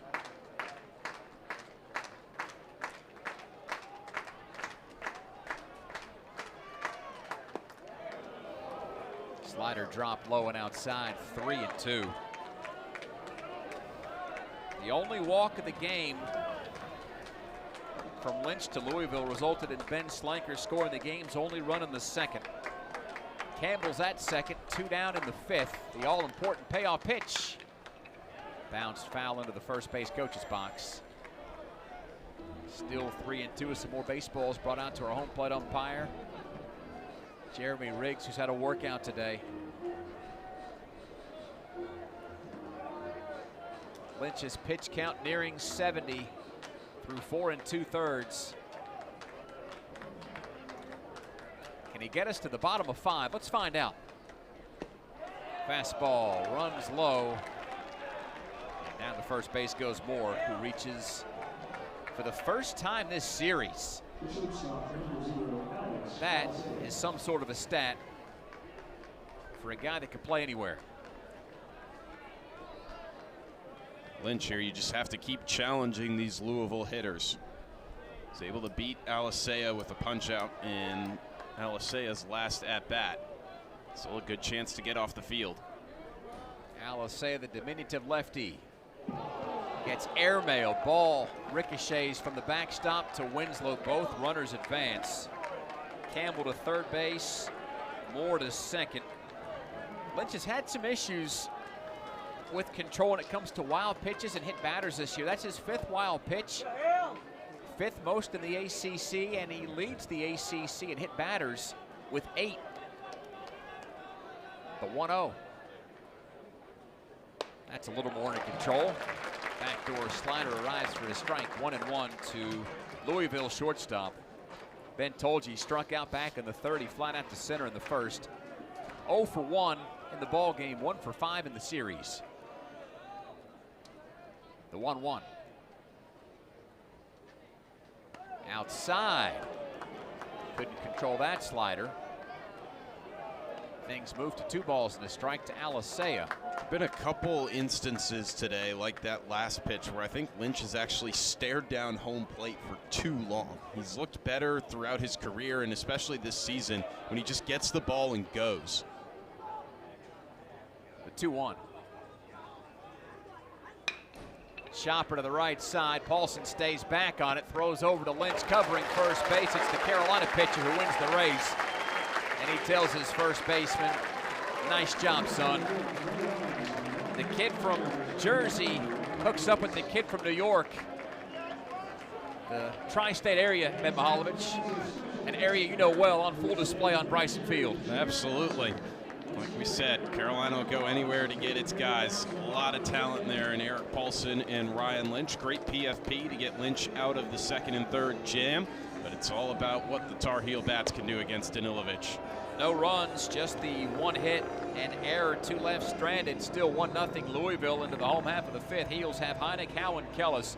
6, 7, and 8 due up when we come back. Tar Heel fans, Howard Hanna Allen Tate is a proud partner of Carolina Athletics and the #1 real estate company in the Carolinas.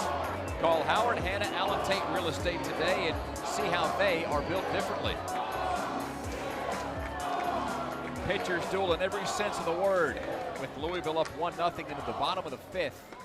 Danielevic's first pitch to begin the bottom of 5. A changeup out of the zone to Heineck, who's out in front 1-0. Heineck was the 3rd strikeout victim of Danielevich in the 2nd.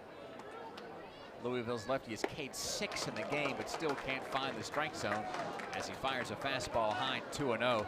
That's about as visibly frustrated as Danielevich has been since he's gotten to the ballpark today, Ben. Yeah, he's been in such a groove. I can't imagine what there is for him to be frustrated about. The 2-0. Back to work, finds the strike zone with a fastball at the knees. 2-1 to the Heels. DH. I don't think he's left a single fastball over the middle of the plate today. Everything has been hitting a spot. Just fabulous to watch. 2-1. Pull the string, and Heineck guessed wrong. 2 balls and 2 strikes.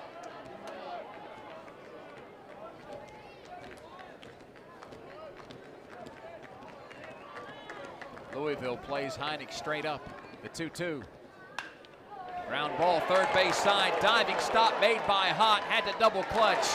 Cantrell, Heineck, and Carolina at long last has its first base hit. Never mind, it didn't get out of the infield. Carolina's got the leadoff man aboard. Either way, that was the hardest ball put in play today by the Tar Heels.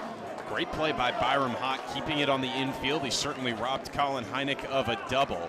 And now with the leadoff man for the first time since the first inning, how will the Tar Heels attack this? The freshman Tyler Howe has shown bunt a couple of times this year. Byram Hott, the third baseman, in on the corner, anticipating it. Throw to first base. Heineck back in time. Danielewicz, 60 pitches through 4 innings. 39 have been for strikes.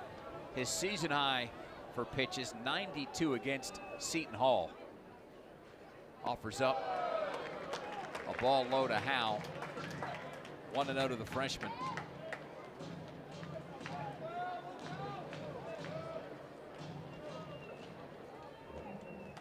Howe has hit safely in both games this week. The 1-0. Nearly had another base knock there, just between Coach Jackson and the safety bag in foul territory at first base. Foul ball, 1 ball and 1 strike to Howe, getting the start in right field today for Carolina. Howe was the opening day starter as a true freshman.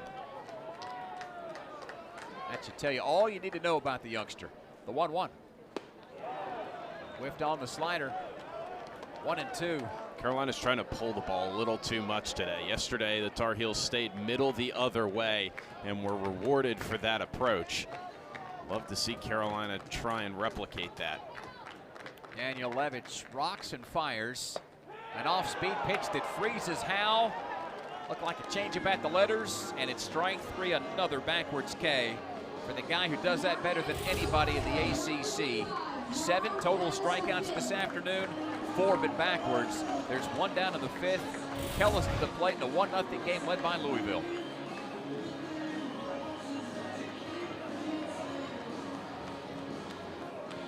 Heineck, a rare base runner for the Heels at first after an infield single over at third base.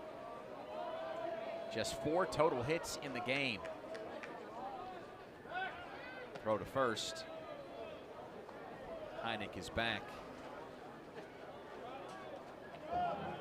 Colin does have a stolen base this year, but more impressive than that, he's got 2 triples.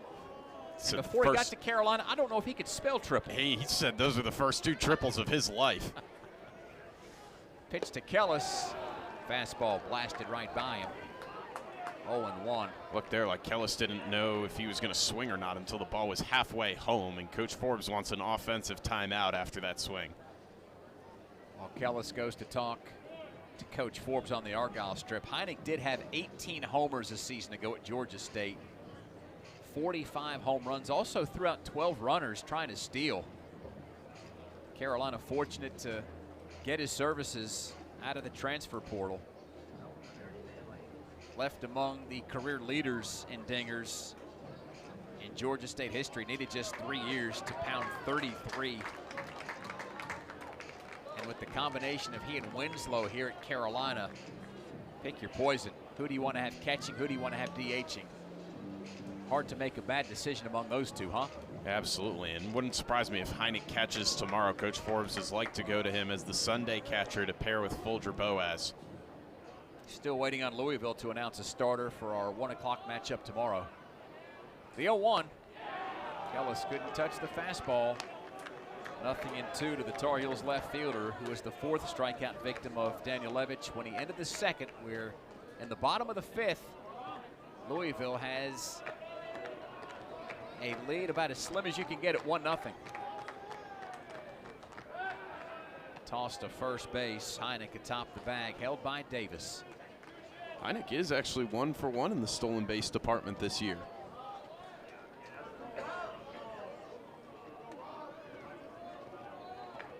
Got about a two-step lead off the bag. The 0-2 to the plate. Kellis fans on the high fastball. 8 strikeouts for Daniel Levitch. That's one off a season and career high. And with 2 down in the 5th, it's up to Cooper Nicholson, who is strikeout victim number 5 when he led off the 3rd. Last night, every Tar Heel who started found a way to get on base. Right now, Ben, we're tracking on every Tar Heel on the lineup has practically struck out against Daniel Levitch. This is some sort of a performance for the senior lefty who lobs over to first base to keep Heineck honest. Carolina hasn't put any game pressure on Daniel Levitch since Schaffner got to 3rd in the 1st inning. He's been rolling ever since, which has made his job easier. Pitch to Nicholson. Change up for a called strike, 0-1. The only Tar Heels who haven't K'd yet against Daniel Levitch. Schaffner has reached twice on an HBP and an E4, and then Paulson, who's grounded out and flied out. Here's the 0-1. Nicholson holds off on a high fastball. 1-1. Ben, there's a little consternation around the ballpark with that strike call to begin Nicholson's AB. What was your take? Can't say it isn't warranted. That pitch looked like it was low and inside, and even Cooper Nicholson was stunned at the call. The 1-1. Off speed and, excuse me, check swing foul. Rolling slowly towards the Louisville dugout behind the first base line. 1 ball and 2 strikes to Cooper Nicholson. 2 down in the bottom of the 5th. Heineck at first, Louisville 1, Carolina nothing. Daniel Levitch deals, and Nicholson takes the ball low.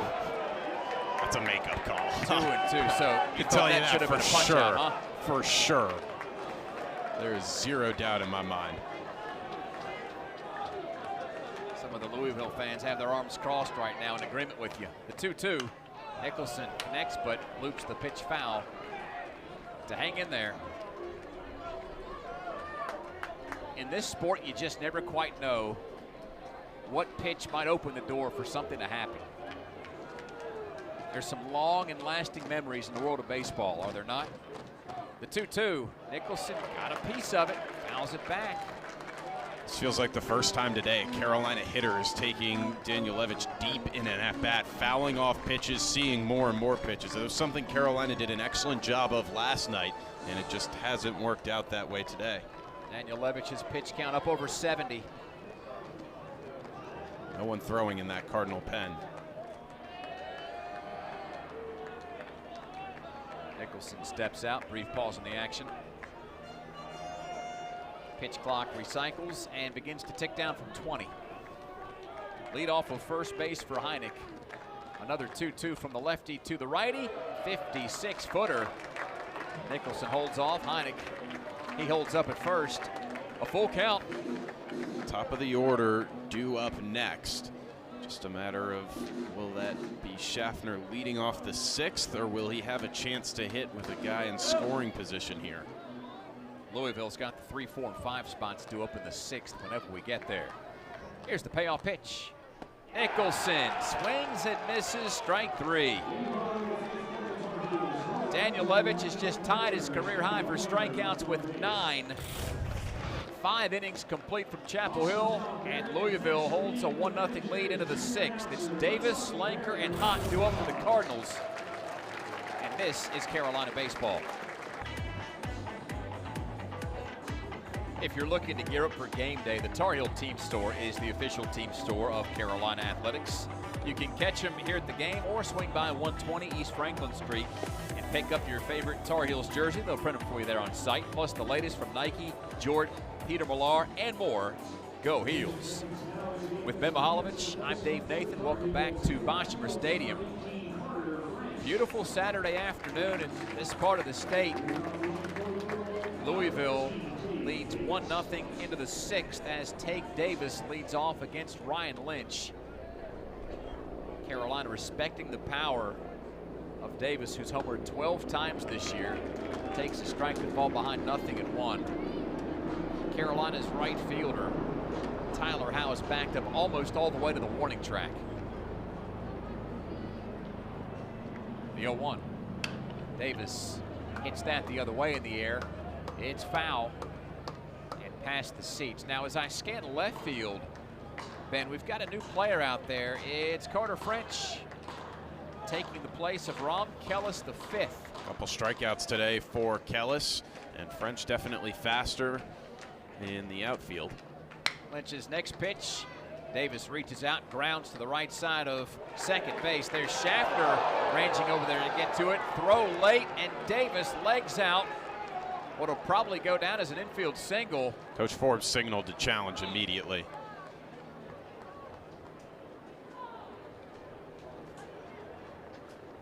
This game's been short on a lot of things like offense.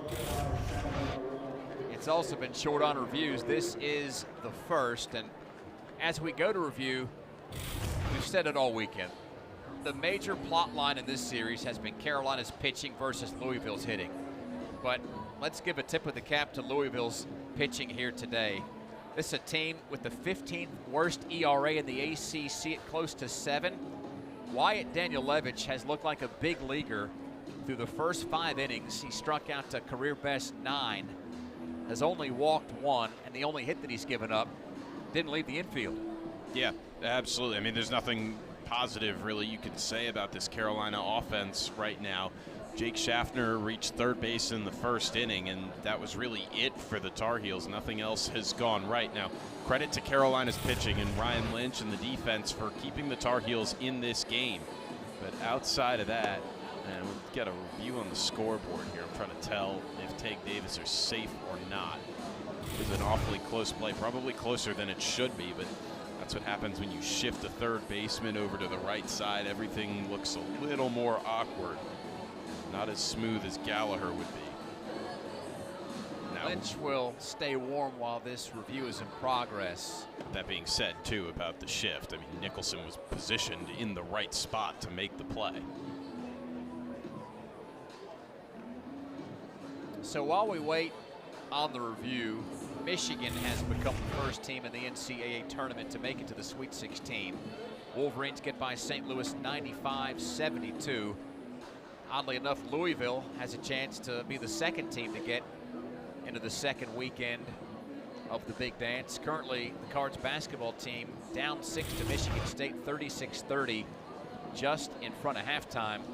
Ben, basketball right now, half the story. There's a lot of college baseball going on as well. There's a lot of college baseball. Before I tell you about that, big win for the Carolina women's lacrosse team earlier today in Chapel Hill. Took down 16th ranked Boston College 21-12. BC's got one of the best goalies in the country, and Carolina lit her up for 21 goals. 8 of those goals came from the reigning National Player of the Year, Chloe Humphrey.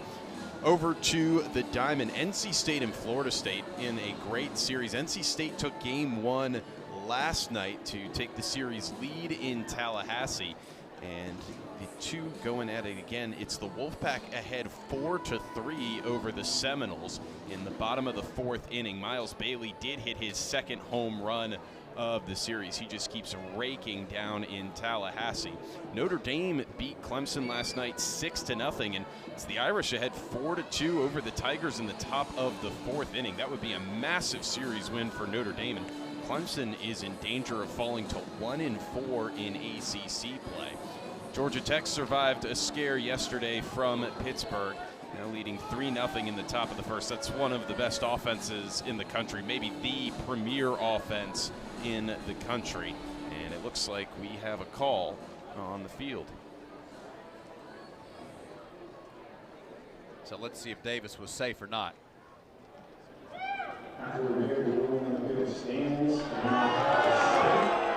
So it stands. As long as that lingered, you knew they were giving it every look they could to see if it could be overturned, but at the end of the day, apparently there was nothing conclusive, and Davis legs out the infield single. For a guy that's hit as many home runs as Davis has, a weak little dribbler like that gets him on base. And there's one on in the 6th. Louisville up 1-0. Slanker next up at the plate, 0 for 1 with a walk and a run scored. Lynch's first pitch to the lefty, down and away. A ball and no strikes. Ben, I feel like there have been innings that have come and gone quicker than that last review today. This game has moved at a pretty good pace because of the two guys on the mound. The 1-0. Strike call down the middle. 1-1 to Slanker. So the single for Davis gives Louisville 1 run on 4 hits. The Tar Heels have no runs and just a single hit. Both teams have committed an error. The 1-1. A low fastball. 2-1. There are some bodies up and moving around in Carolina's bullpen. Lynch is up around 80 pitches, and with the game being as tight as it is, that might force Coach Forbes' hand faster than he would like. Here's the 2-1 to Slanker. Slider outside. 3-1. Slanker was the number 7 prospect coming out of Ohio in the prep ranks. Was at Ohio U to begin his career. He was first team All-MAC last season. We hit better than 300. The 3-1. Fastball outside by an eyelash, ball 4. It's the second time Slanker has taken a walk today. It's the third issued by Lynch. Davis pushed over to second base. And here comes Byram Hott, who hasn't been retired yet. Had an RBI double in the second, a single in the fourth. Louisville leads 1-0 and threatens in the 6th. Here comes Carolina's pitching coach Brian Gaines out of the third base dugout. Yeah, this isn't surprising. This is a really dangerous situation for Carolina with the way Danielewicz is pitching on the other side. Can't afford to go down multiple runs here, and Byram Hott has been hot at the plate. 2 knocks on the day. He's got the lone RBI, a double off the left center field wall.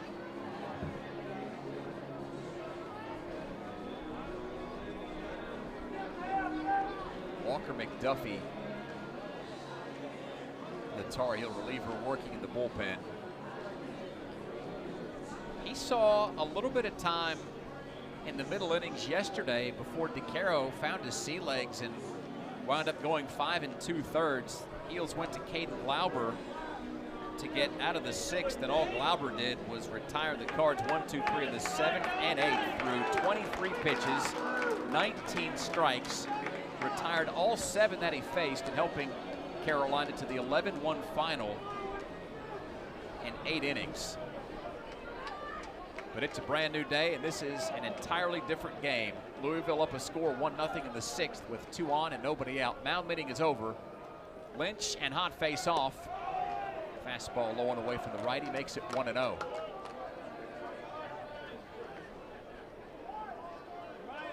Carolina expecting bunt here, corners in. Really important to get at least 1 out somewhere on a bunt. The 1-0.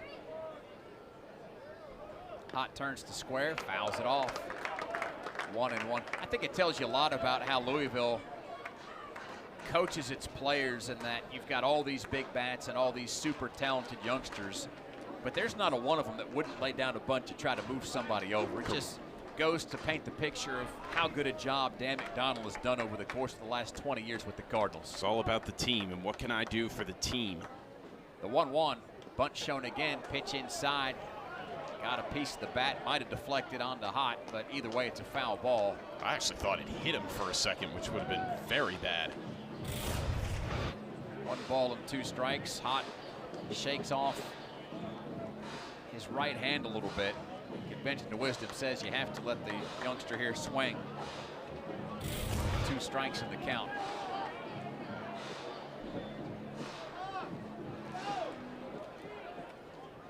Hott steps back in from the right side, looking down the third base line to get the signals. Both runners lead off of first and second. The 1-2 pitch from Lynch. Big chopper to short. It's Schaffner underhanding to Gallagher. And the Tar Heels can't turn 2. The runner at first is called safe on another bang-bang play. Goodness, I thought that was closer than the previous one that Davis legged out. As it stands, runners at first and third with 1 down in the 6th. And Griffin Crane to the plate, 0 for 2 with a line out and a fly out. The Tar Heels are the second best team in the ACC in turning double plays and just couldn't get that one turned because of the speed of Hott racing down the first baseline. A couple of those bounces held up a little too long for Schaffner. By the time he got it over, just was too slow. Crane from the left side. He shows bunt, takes it off, and looks at a ball outside, 1-0. This bunt situation's really interesting. If he gets it down the third base line, what will Cooper Nicholson do? You have to imagine a bunt from Crane needs to go down the first base line where Paulson has to hold on the runner Hott. The 1-0.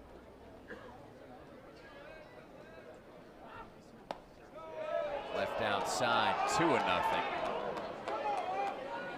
I guess that's my point. You've got a guy that's hitting .460 entering play today, and Louisville doesn't bat an eyelash to say, let's see if he might be able to get one down and get in another run, which could potentially double this lead. The 2-0. There's the outside corner that Lynch was seeking. 2 balls and a strike with 1 down and cards at the corners. Louisville leads 1-0 in the top of the 6th. Lynch tries to work his way through a jam and keep this a 1-score contest. Here's the 2-1.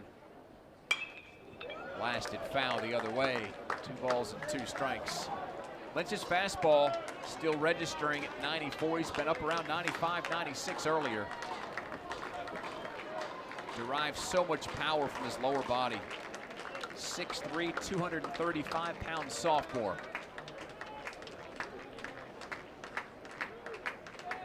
Pitch clock at 5 as Lynch comes set. He's got to go. The 2-2. Fought off again by Crane. Crane 0 for 2 last night. 0 for 4 against Carolina. Another 2-2 from the righty to the lefty. Crane lashes a line drive to straightaway center field. Hull makes the catch. The Tar Heels concede the run. It's deep enough for Davis to tag and score. Hott stays at first, and Louisville has a 2-0 lead on the sac fly RBI from Griffin Crane.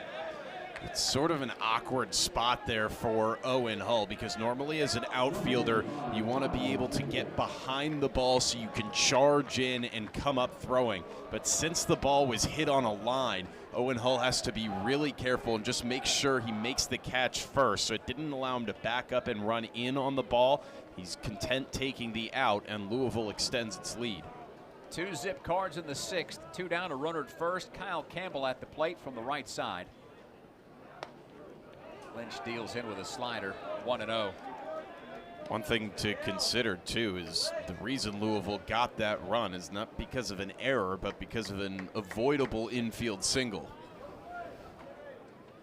The 1-0.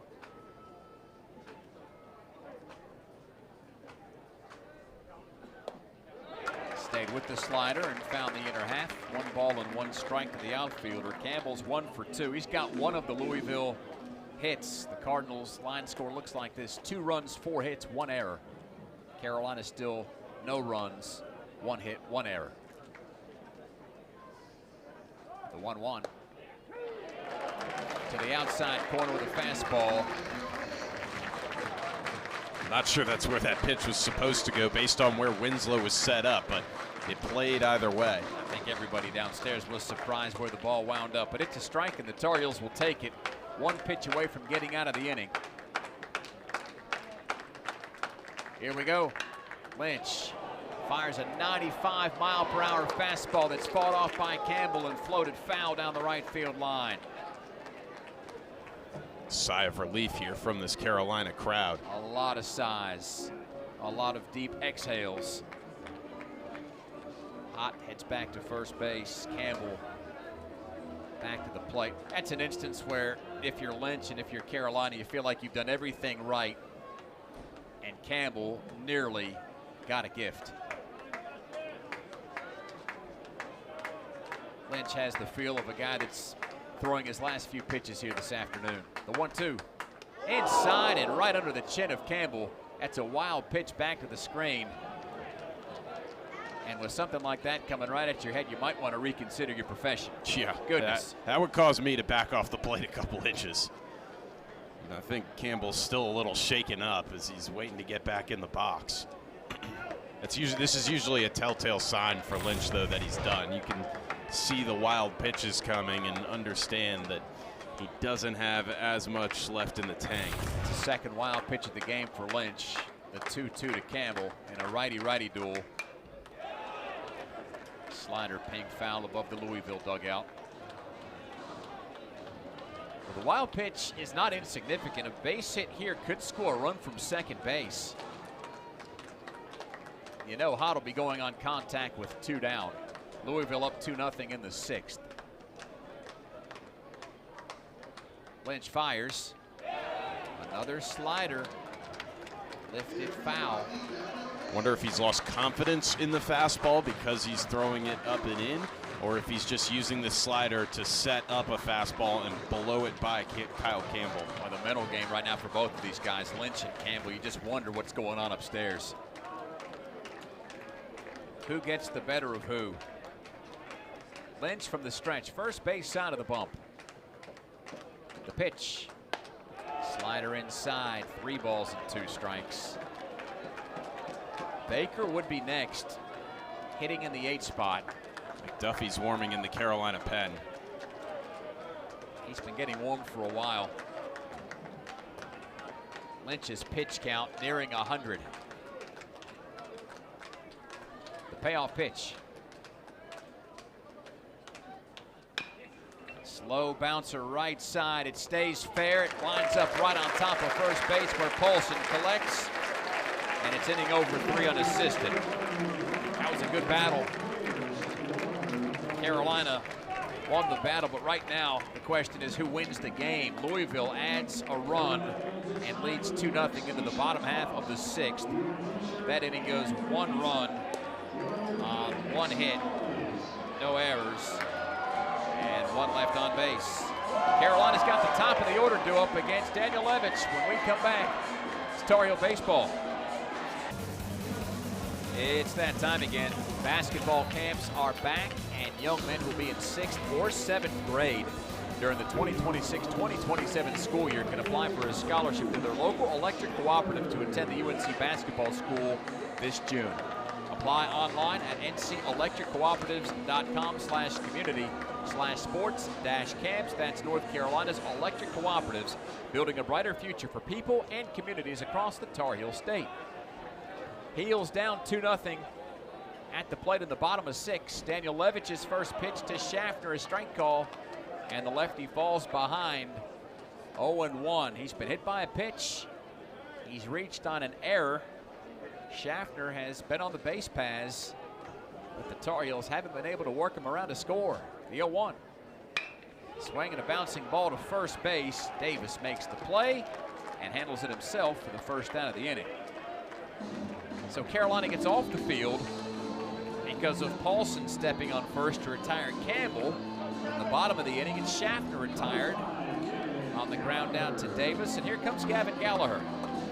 It's the best chance for Carolina to do something threatening here against Louisville.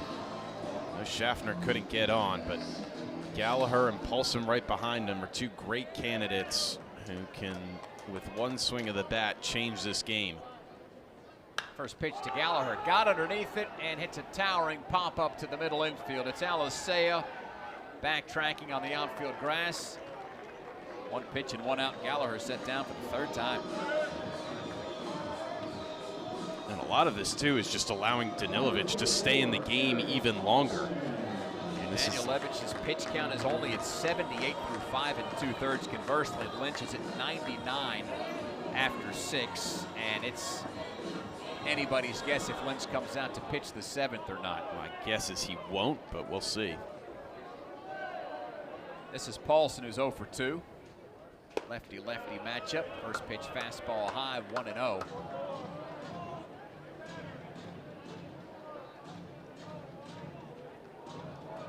Paulson was hitting just 188 after his first 5 games and 217 after his first 7 as he takes a strike to move the count to 1-1. Entering play today, he was hitting over 350. Paulson and Hall have really come to life as we hit the middle part of the season. Swing and a miss makes it 1-2, and if Daniel Levitch can get one more strikeout, he'd have a new career high. He's already K'd 9.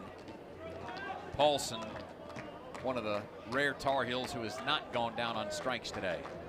The 1-2. Scratch that. Down he goes. Backwards K. Inning over. 10 strikeouts for Daniel Levitch. And that's a quick 1-2-3 frame. 6 in a row set down by the Louisville lefty after Heineck's infield single began the 5th. And we are on our way to the 7th. Our score, it's still Louisville 2 and Carolina nothing. This is Diamond Heels Baseball. Dave Nathan and Ben Mihaljevic back with you from Boshemer Stadium. Creeping towards 4 o'clock on a Saturday afternoon. Louisville leads Carolina 2-0 into the 7th as we suspected the Tar Heels go into their bullpen. But it's not who we thought it was going to be. McDuffie was getting warm for a while. Instead, the Tar Heels opt to go with Matthew Mateus out of the pen in place of Ryan Lynch, who goes 6 innings, throws 99 pitches, only allowed 4 hits. Both the runs that came across were earned. He walked 3, struck out 4. Another day, another place, been some extra offense. That's a great start from Lynch. In fairness to the Tar Heel sophomore, he's kept Carolina within striking distance, down by just 2 runs, but the ball goes to Matty. Yeah, Mateus so far this year's 11 innings pitched, 2.45 ERA, 9 hits, just 3 runs given up, all earned, 4 walks, and 15 strikeouts. So great stuff coming back from injury, which that injury happened almost a year ago against Duke. And Mateus has looked really good thus far for the Tar Heels. Now it's just about keeping Louisville at only those 2 runs and hoping the offense can wake up. 8-9-1 due up for the Cards. Baker, Elam, and Moore. Mateus saw the Cards twice last year up in Kentucky. Took the loss in Game 1. Pitched against him in 2024 as well in Game 2. First pitch. Mateus big over the top for a strike 0-1. Matty's got the 4-seamer, the cutter, a curveball, and a splitter. Fastball will dance all over the place. The 0-1. That stayed high. 1 ball and 1 strike, the count to Baker, who struck out to end the 2nd, then was called out on that interference play in the 5th on a botched hit and run. The 1-1. Handcuffed him with the cutter. 1 ball and 2 strikes. It's so difficult to read what Mateus is throwing. He's got that over-the-top motion that has earned him the nickname the Vulture.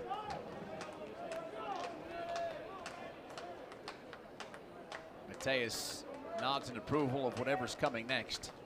The 1-2. Line shot back to Mateus. Hit him on the hand. He's a little hurt. Ball comes to rest at the front of the mound. Nicholson doesn't throw it, and the concern right now is for Mateus, who just took a line drive off his hand. That's his throwing hand, too. He is hunched over, glove off. Terry Joe Rosinski out of Carolina's dugout, giving Mateus's right hand a pretty good look and a decent workover to make sure he could be okay to continue here. Mateus missed a good chunk of last year because of an injury he suffered on the 4th of April versus Duke. Just warming up. Finished a junior campaign with a record of 1-1 and 2 saves, coming off of 3rd team All-ACC honors 2 years ago when he led the ACC and was number 2 in the country in wins with 12. 11 of those 12 wins came in the first 28 games of the season. And his afternoon is an abbreviated one as he's walking off the field. His head is held high. He's got a tough look on his face, but this is a really concerning moment for Carolina. This also means because he's injured, Carolina gets as much time as it wants to warm up its next arm. So the next arm will get, in theory, an infinite amount of pitches to get loose on the mound. And Dave, it doesn't take a doctor to tell us that there's not much protection on your hand. If you get hit by a ball that was hit that hard on your hand, I mean, it's hitting right off a bone somewhere. That is not a good sign for Carolina. Mateus threw just 4 pitches in a short stint out of the pen.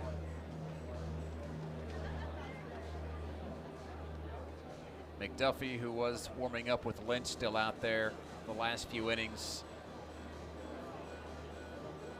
Reddy's again in the bullpen with this game stuck on pause in the top of the 7th. 2-0 Louisville. The Cards have out-hit the Tar Heels 5-1.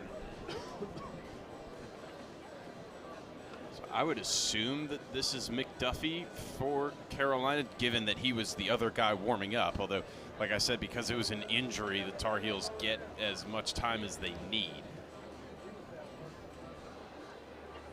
So while we continue to wait on McDuffie or anybody else to get warm for Carolina, the Louisville basketball team is at the half with Michigan State. Spartans up on the Cardinals 36-31 in the round of 32. Winner goes to the Sweet 16. Michigan has already advanced. The Wolverines knocked off St. Louis earlier, 95-72.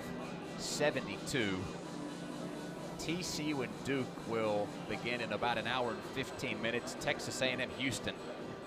That's going to be big in the Lone Star State. 6-10 in the South region. Another Texas team, the Texas Longhorns, face Gonzaga at 7-10.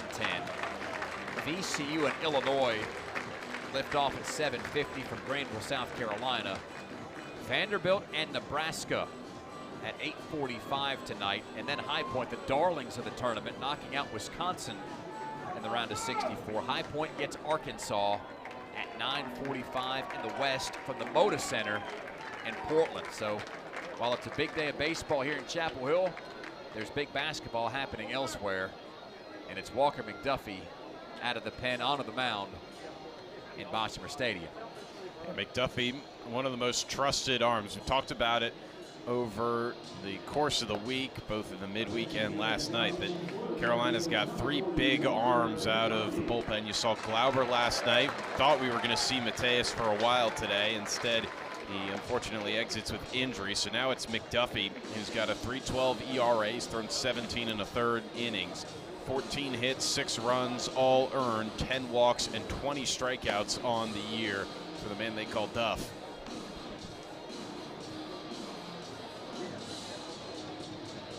McDuffie saw Louisville twice last year. Tough go of it. 1 inning, 2 hits, 4 runs, all earned, and a couple of walks. Louisville took that series. Carolina got off to a rocky start in 2025, dropping a series here to Stanford and then up in Kentucky.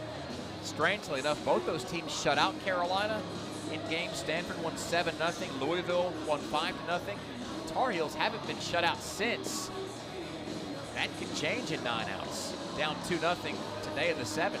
And the way Danielewicz has been pitching, I mean, at this point, you don't expect Carolina to score a run unless they can knock him out of the game. He's through the 3rd time through the top of the order already in this Carolina lineup, and no one has been able to touch him.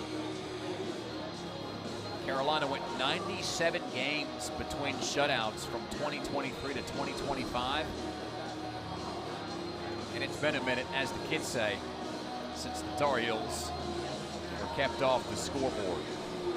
Louisville got a run in the 2nd, another in the 6th, leads 2-0 in the top of 7. Matthew Mateus just had a line drive go off what looked to be either his right hand or his right wrist.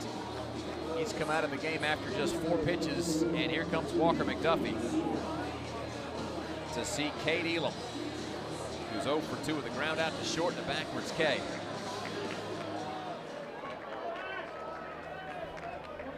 Righty-righty matchup between these two. McDuffie hurls that patented slider, which gets a swing and a miss from Elam. 0-1. Elam in his freshman season out of Barberville, Kentucky. Never saw a slider like this back at Corbin High School. No, I can promise you that. The 0-1.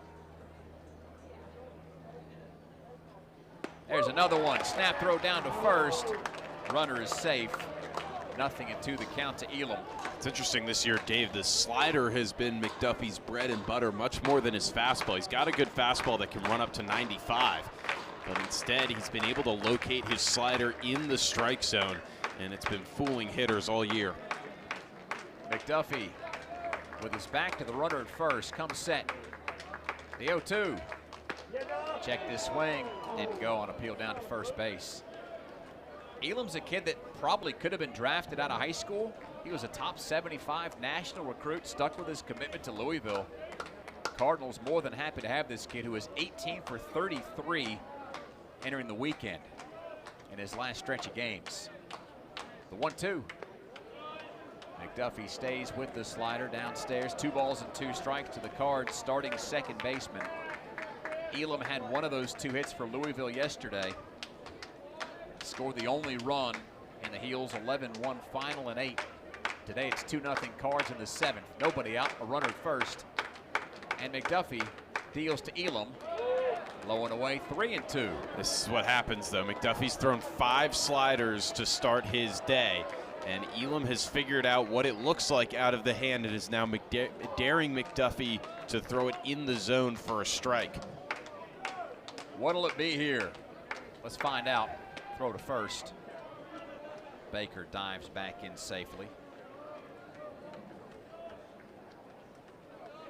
Lucas Moore in the on-deck circle. McDuffie's payoff pitch to Elam. Hit in the sky to left. French charging in hard. Makes the catch. That was off the end of the bat.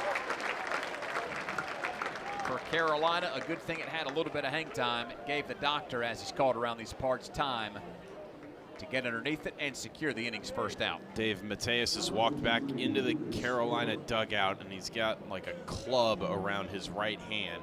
Imagine it's obviously wrapped up in bandage, but there's got to be some ice under there as well. 1 down in the 7th. This is Moore, 0 for 2 with a walk. The lefty waits the first pitch. Takes a swing and a miss on the strike. Looked like a rare changeup there from Walker McDuffie. It was a good one, too. Well, just like Lynch, the slider wasn't available to Walker in the offseason. It gave him some time to work on that pitch. The practice has paid off.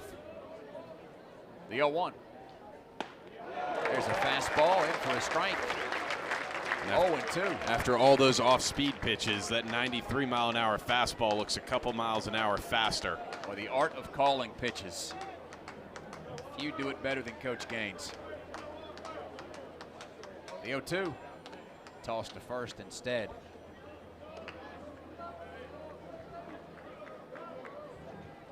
Louisville continues to nurse a 2-0 lead in the 7th with 1 on and 1 down. McDuffie on the mound, Moore at the plate. The 0-2. Got him swinging with the slider. Foul tipped into the glove of Winslow. Moore down on strikes for the first time this weekend. That's a big second out for Carolina, not out of the woods just yet, as Alisei advances from the on-deck circle to the left-handed batter's box. Alisei is 0 for 3, a fly out, a strikeout, and a ground out. McDuffie from the stretch. Serves up a ball low, 1-0.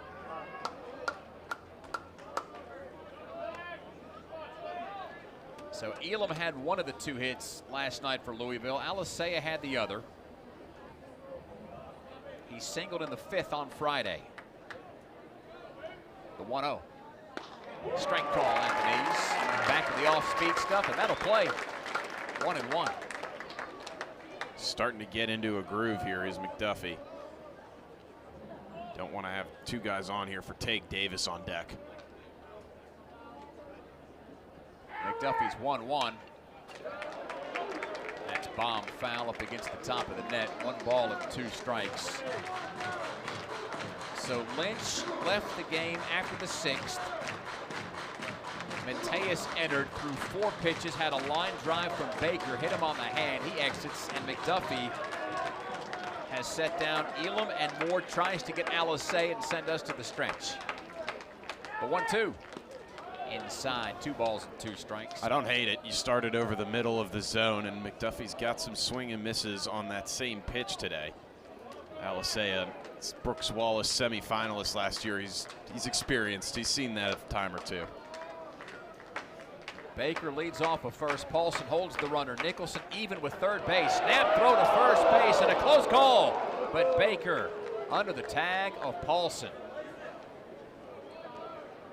I think the throw was just a little off the glove side there. Had he put it closer to Paulson's glove side and closer to the base, he would have had Baker. There's another quick throw to first base. Paulson with a swipe tag, can't get him in time. Alisei is still at the plate, 2 balls and 2 strikes.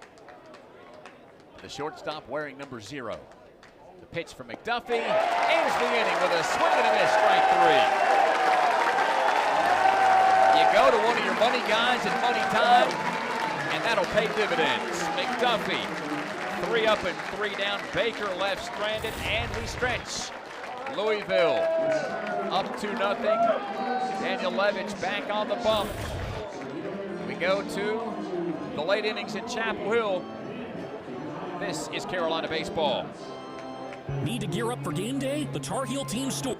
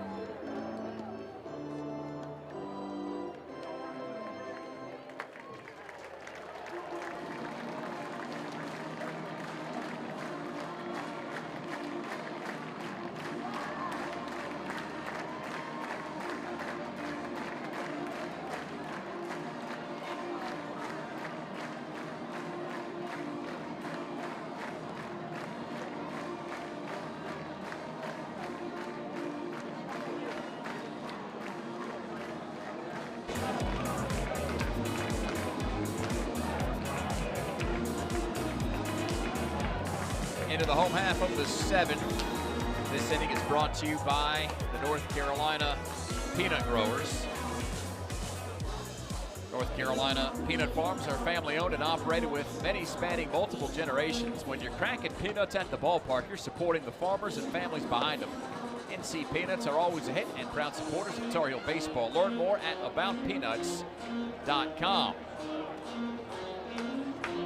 Our game today is brought to you by Serpro of Chapel Hill and Orange County. Thank you, Serpro, for sponsoring this afternoon's contest, which goes into the bottom of the 7th.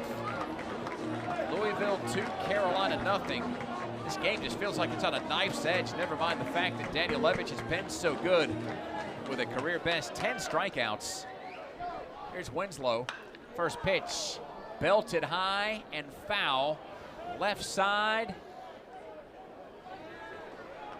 Comes crashing all the way down behind the Carolina bullpen, 0-1. Starting to get into that danger time here for Carolina. Louisville should be bringing its best arms out of the bullpen here, protecting a 2-0 lead, trying to stay alive in the series. Can the Tar Heels get to Danilovic before the end of it? The 0-1, Winslow, chopper to third. Good play by Hott. Takes a slide and a shuffle, throws to first, and Winslow's down 5-3.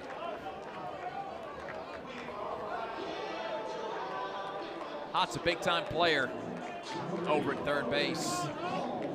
Played at Marist for 2 years. Was Conference Rookie of the Year when he batted .382 in 2023. Second year with the Cards, and may turn out to be one of the best in this conference before it's all said and done. First pitch to Hall. Slash foul left side, halfway up in the seats. 0-1 of the Heels center fielder, who's hit back to the mound and struck out looking Feels like the 5th time today we've seen a line drive down the left field line where it looks promising and it just curves foul. The 0-1. How about another foul ball off to the left? It's 0-2 to the Tar Heels center fielder. Hull was 3 for 4 in game 1. It's the 5th time this year he's had as many as 3 hits in a game. He drove in 3 as well.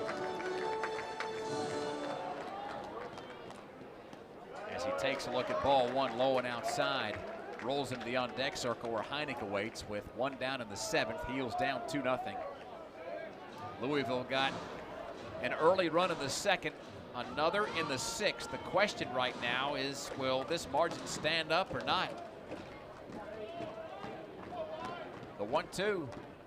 Off-speed pitch. Hull cues it past third base. He's got some wheels around first and a big turn. He holds up. There's that speed in the outfield. Again, without Zion Rose there today, it's Griffin Crane who had to hustle to get to it near the line. Hull gets a single, just the 2nd hit of the game for Carolina. And if you're the Tar Heels right now, do you press your luck with speed on the base paths? Daniel Levitch has already picked off a runner. Colin Heineck's at the plate. He's got Carolina's other base hit. A lot to work with here in a nip and tuck game. If it were a righty on the mound, I'd say yes, try your luck, but Daniel Levitch has been very wary of runners over at first base. Pitch to Heineck. Swung past a changeup, 0-1. Just in case you're curious, Hull is 5 for 5 in steals this year. And he is about as consistently excellent with the bat as any Tar Heel this month. Got to do it with the bats. The 0-1. Framed on the outside corner. 0-2. Baker may have stolen one there, but that's part of it. It is part of the game. You're absolutely right. And it's becoming more and more of an art form. The 0-2. Heineck in on the hands, fouls it off the netting above the Louisville dugout. Still 0-2 to the Tar Heels DH, who struck out and singled today, 1 for 2 in the game. Cards up 2 runs. In the bottom of 7, Carolina's got the base runner at first. There's 1 down. Daniel Levitch ready to serve up the 0-2. Almost spiked it low. 1-2, and this deep in the game, Daniel Levitch hasn't lost anything off his fastball. That was tracking at 93 miles per hour. Sign of great stamina and a great conditioning program at Louisville, keeping him ready in the later innings as he's up over 90 pitches on the afternoon. The 1-2 to Heineck. Checked his swing, and he went. 11 strikeouts for Daniel Levitch.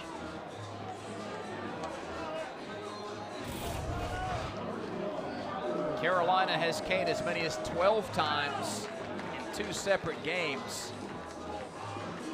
I can't imagine it was one guy, though, that did all the heavy lifting like Daniel Levitch has done this afternoon. This has been some sort of a display for the kid from Northern Michigan. Here's Howe. Took a walk in the 2nd, struck out looking in the 5th. We're in the bottom of the 7th. Heels down 2-0. 2 lonely base hits for Carolina. Hull, who has one of them, leads off of first base. Davis holds him. The Cards play Howe straight up. The pitch. Drops low, 1-0. Davis, Slanker, and Hott, 3, 4, and 5 for Louisville to the plate in the 8th. You have to think this is Walker McDuffie's game. Seems like it, especially with Mateus now out of the picture because of the injury.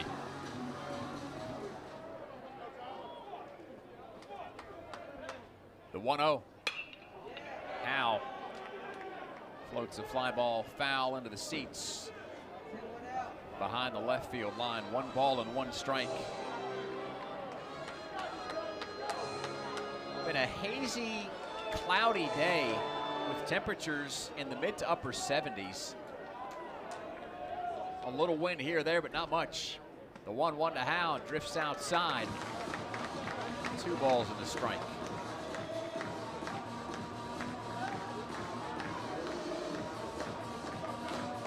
Carter French in the on-deck circle. A defensive substitute for Rom Kellis earlier in today's game. Kellis exits 0 for 2 with a pair of strikeouts. The 2-1 to Howe. Lingers wide and a good take. It's a really good take. 3-1.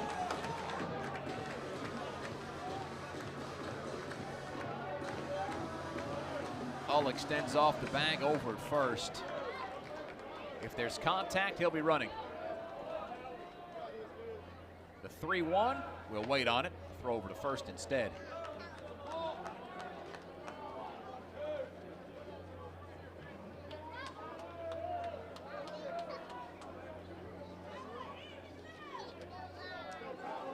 Daniel Levitch from the third base side of the bump. Puts a pitch out over the plate. Fly ball by Howe, left side. Crane in foul territory. Jumps up against the wall in front of Carolina's bullpen and can't get to it. That just barely got out of play. Now, I haven't seen Crane get back on the field yet. He ran into the bullpen, I think. Okay, he's the back door up. opened. Yeah, that's what happened. He's okay, but left field has been a tricky spot for Louisville this weekend. Crane runs, well, I should say run. He walks back out on the grass and left. There's those giant vertical cut stripes. The ground crew's done another fantastic job in getting this field ready for play today. 3-2 the count to Howe with 2 down in the 7th. Hull at first base. Louisville up 2-0. It's a big pitch. And Howe floats it over towards second. A diving catch made by Elam, diving towards the mound, makes the catch, and it ends the inning. Hull is left stranded, and we go to the 8th. Another 0 goes up on the scoreboard. Just the 4th runner left stranded tonight for the Tar Heels, who left 13 on base last night. The outs are dwindling, and this game continues to heat up. We go to the 8th, Louisville 2, Carolina nothing. This is Tar Heel baseball.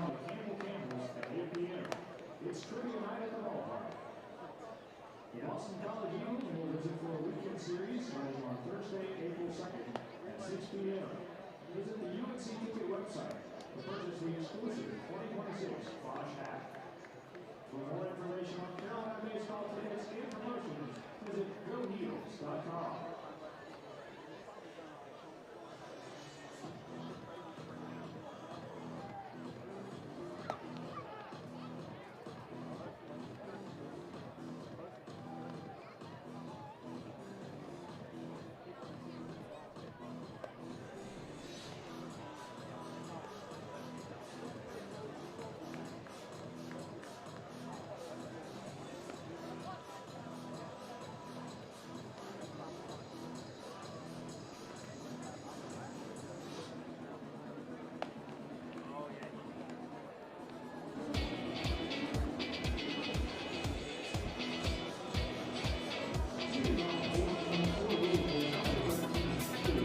Today's First Responders game is proudly presented by ServPro of Chapel Hill in Orange County. Thank you, ServPro, for sponsoring today's action. Not been a lot of offensive action, but the guys on the mound have been worth the price of admission. Daniel Levitch has 11 strikeouts for Louisville as Walker McDuffie gets back to work to begin the 8th with a strike call to Tage Davis, who's 1 for 3 with a single and a run scored. Lynch went the first 6 for the Heels. Mateus appeared briefly, took a line drive off of his throwing wrist/hand, not quite sure yet. He had to exit, and McDuffie has come in. The 1-1 to Davis. Strike call on the outside corner. A ball and 2 strikes to the lefty. Tar Heels shift with Nicholson coming over. Or not. Well, he was running over past second. He'll go to what's typically called shortstop. The 1-2. High and away. McDuffie's fastball got loose. 2 balls and 2 strikes to Davis. Slanker, the DH on deck. Then it's Byram Hott. The 3, 4, and 5 spots for head coach Dan McDonnell. And the top of the 8th. 2-2. McDuffie challenged Davis. Fouls it back. Still 2-2. Again, our score 2-0 Louisville. How long do the Cards stick with Daniel Levitch? Next pitch just off the plate wide, 3-2. Daniel Levich's pitch count, by the way, at 99. 68 of those have been for strikes. I think he's 7 innings. He might get one more batter, and that's because French is a lefty due up. The payoff pitch to Davis. Smooth swing and a ground ball to the right side of the infield. That's hoovered up, and it's Schaffner getting the throw to first in time. 1 down. Here's Slanker, the DH.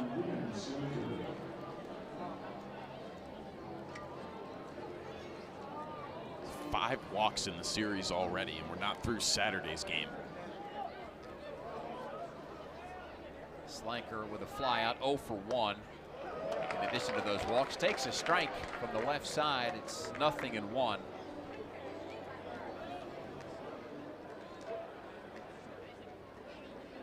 McDuffie kicks and fires. Down and in, 1 ball and 1 strike.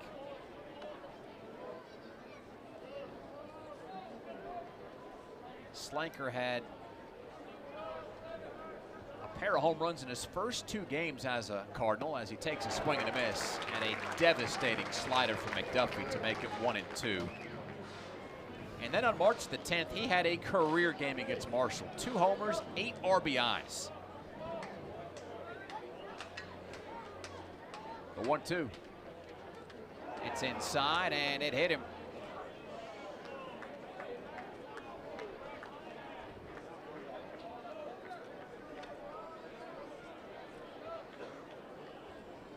Slanker loses all the protective gear and heads down to first base. Louisville's got a base runner with 1 down in the 8th, leading 2-0. I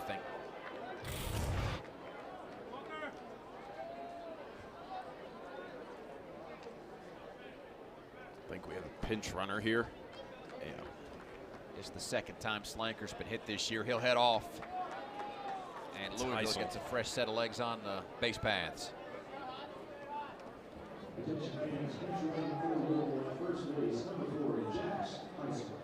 Heisel made a late appearance last night.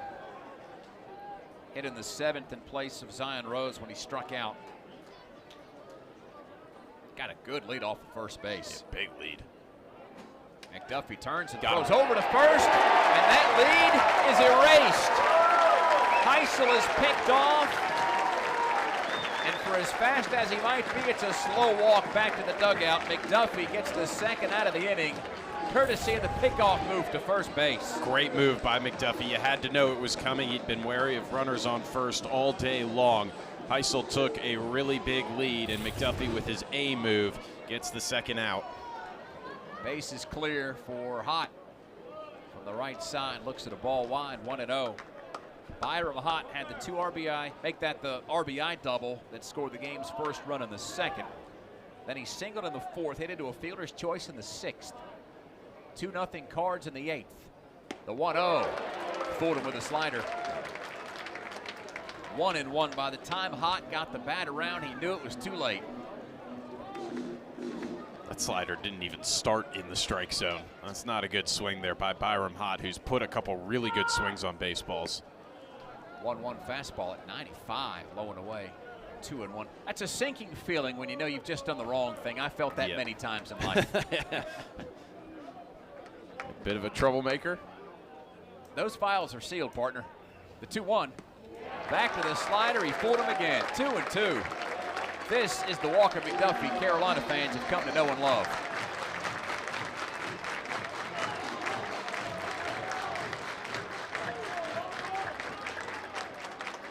Hott awaits the next pitch from the right side. McDuffie's got something that he likes. Here we go. Outside. Went back to the well with the slider. Full count, 3-2. Hott learned his lesson there. That was a pitch he was swinging at earlier in the at-bat. He's laid off, and now he's got a chance to get on with a full count. The all-important payoff pitch. It pays off, and it ends the inning. McDuffie gets his mates off the field. Hott goes down with a swing and a miss, and McDuffie's got his 3rd strikeout through 2 innings of play.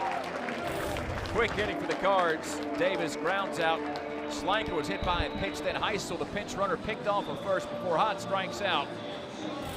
And it's still 2-0. Carolina back to the plate in the bottom of the 8th with French, Nicholson, and Schaffner. 8, 9, and 1. We'll tell you who Louisville has on the mound when we come back. This is Carolina baseball.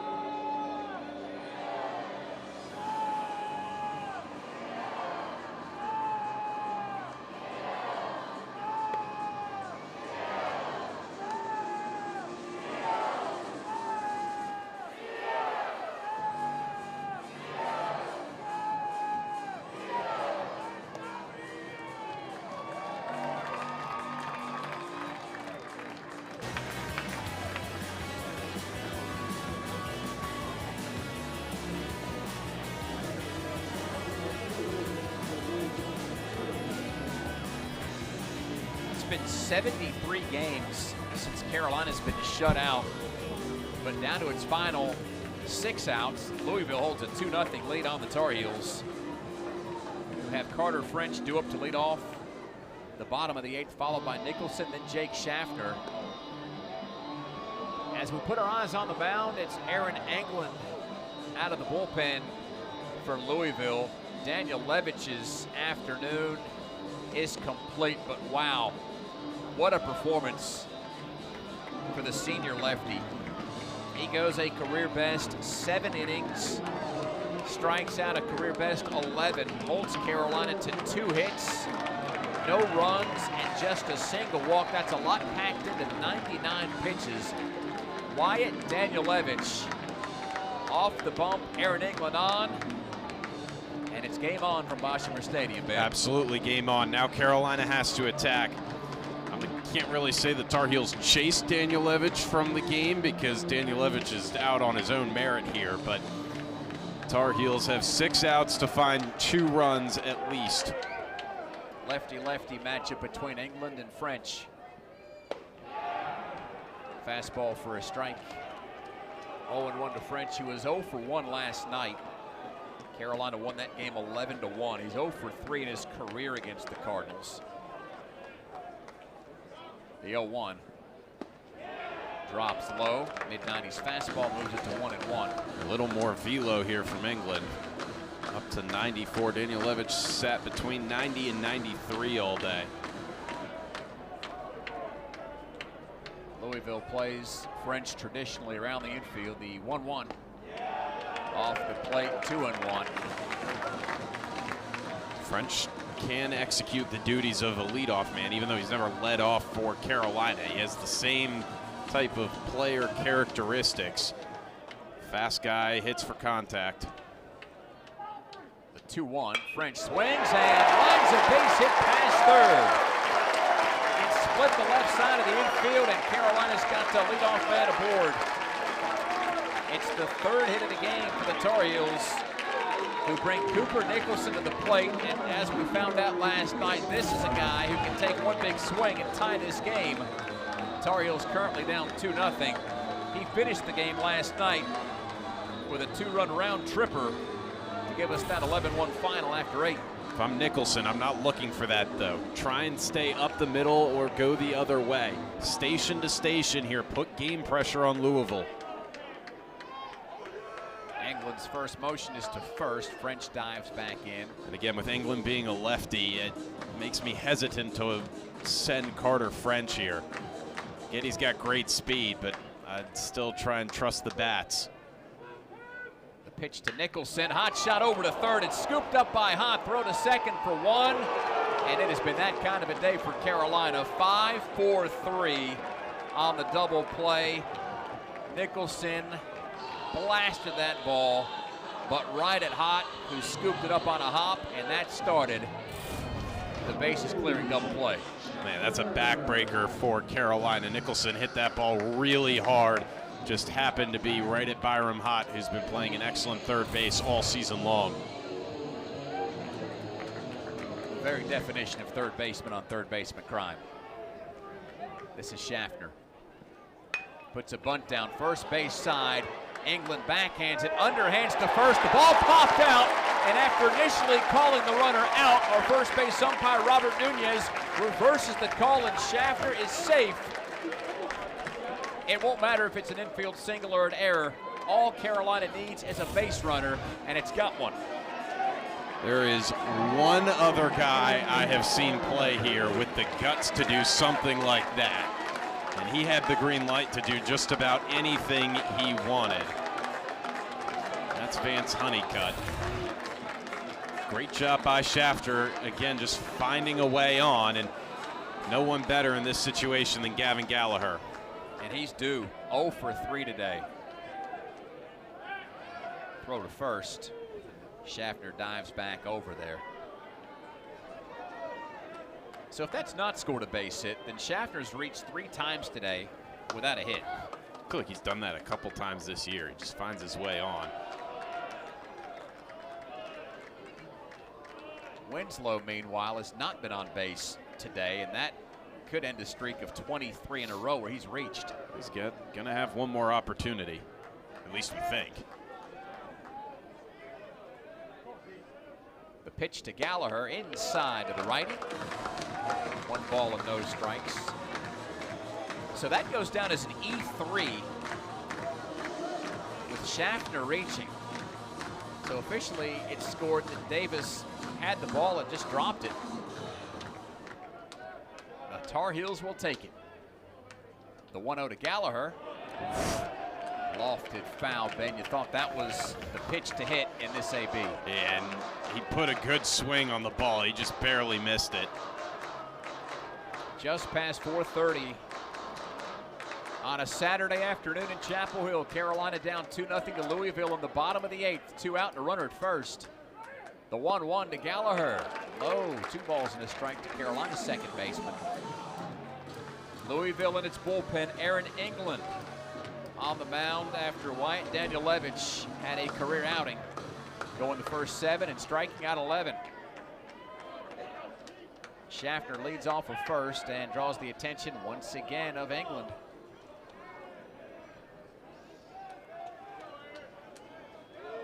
I would think if you're England, and I'm not, that you want most of your focus, if not all of it, on the guy at the plate. The 2-1. Ball 3 downstairs. It's not surprising that they don't want to give Gallagher anything to hit here. He obviously has the clutch gene about him, but Paulson on deck is a lefty, and you'd much prefer the lefty-lefty matchup, even if it means putting Schaffner in scoring position. Here's the 3-1 from the lefty to the righty. Strike at the waist. 3-2. Gallagher was 2 for 3 last night with 2 runs scored. That continues a trend of him destroying the Louisville Cardinals, a team that he was 8 for 26 against in his previous 2 years, with 5 runs and 7 ribbies, along with 2 homers. The payoff pitch, belted foul. We'll do it again.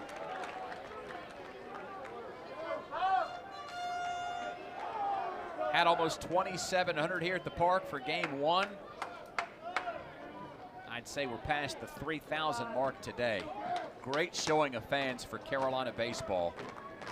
The Tar Heels need a comeback win to secure the series today. The payoff pitch, and Gallagher pops that up. Will it stay in play or not? It's near the dugout and out of play. First base side. I think we had a good catch off a deflection, yeah.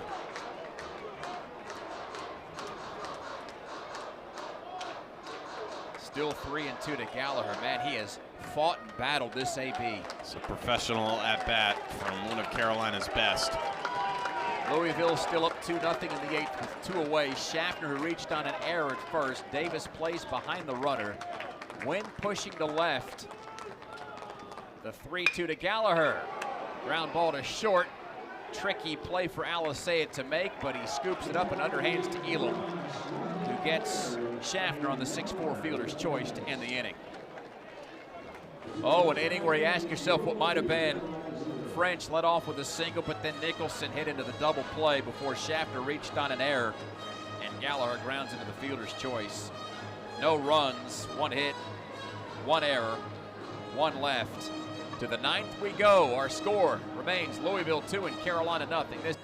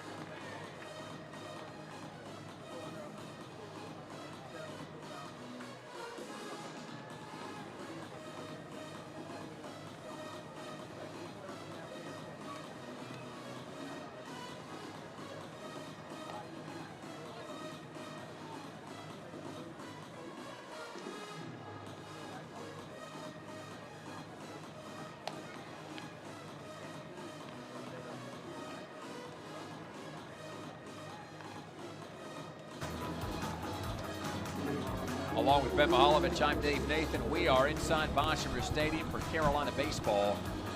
Louisville the opponent, and the visiting Cardinals have a 2-0 lead into the 9th. Walker McDuffie remains on the mound. Griffin Crane at the plate to lead things off. First pitch to the lefty, a strike over the outside corner. McDuffie out in front of Crane, 0-1. Griffin has lined out, flied out, and driven in a run with a sac fly. The 0-1. Fastball. Launched foul left side, 0-2. If we can hear McDuffie grunting up here in the booth with these noise-canceling headphones on, I can only imagine what it sounds like downstairs in the open air. The 0-2. High, 1 strikes. Couldn't find the fastball's location. Obviously for Carolina, you can't give up a run here, and Louisville, 1 run might as well seal the deal with the way the arms have looked. McDuffie goes to the slider outside. 2 balls and 2 strikes to Crane. Louisville 2 runs, 5 hits, 2 errors. The Heels no runs, 3 hits, 1 error. Pitch to Crane. Chunk foul at the plate, jumped up in the batter's box and grabbed him, so everything's dead, and we'll do it again.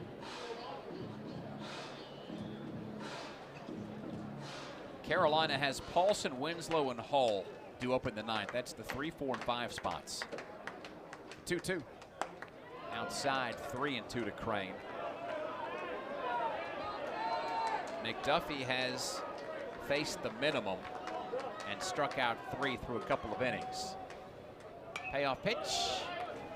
Swatted foul. The last team to shut out Carolina was Louisville. The final score is 5-0 up in Kentucky last year. Another payoff pitch. Sinks low, and Crane takes the walk. 4th walk issued on the day by Carolina Arms, the first by McDuffie. Crane to first base. Here comes Kyle Campbell. 1 for 3.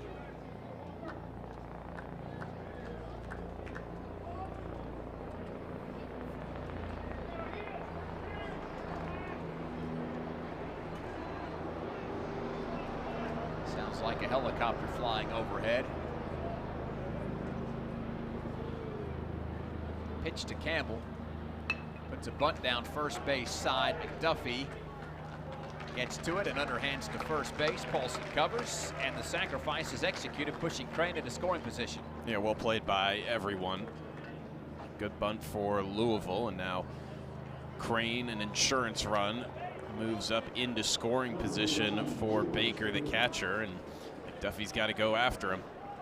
Well, you said it. The difference between a 2-run lead and a 3-run lead isn't insurmountable, but there's a big difference between having the tying run at the plate with 1 runner on and getting 2 aboard in the 9th. Baker to the plate. Swings past McDuffie's slider. 0-1. At no point today, I don't think, has Carolina had two guys on.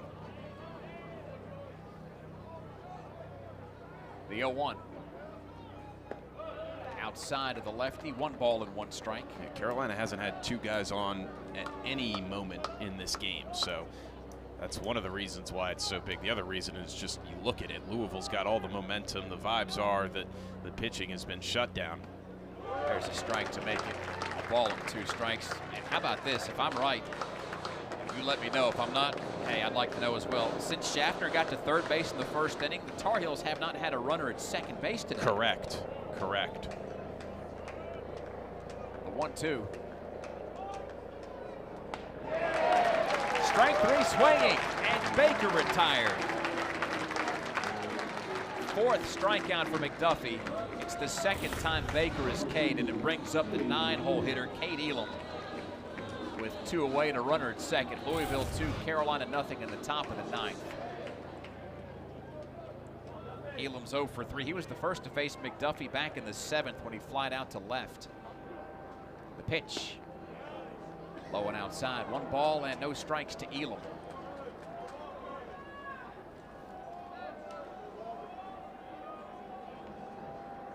Lead off is second base for Crane, who took a leadoff walk and moved over on the sac bunt. Pitch high, 2-0 to Elam.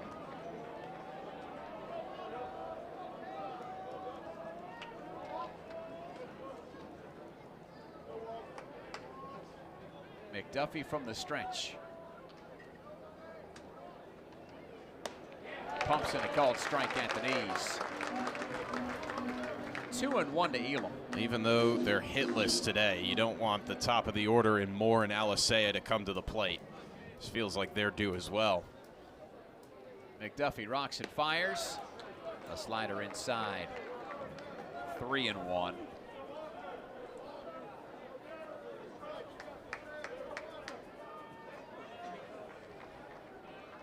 This is not an insignificant pitch. It's on the way, and it's inside, ball 4. Second walk of the inning for McDuffie. Puts Elam at first, Crane at second. 2 down, and the lineup turns over to Moore, who's 0 for 3 with a walk.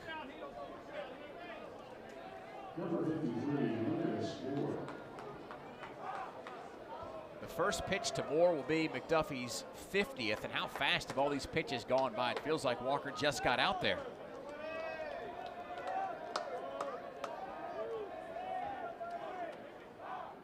McDuffie deals to the lefty. Low and outside, 1-0. Got to keep his control here for another batter. Lefty going in Carolina's pen. Jackson Rose as the pitch to Moore induces a swing and a miss. 1 ball and 1 strike.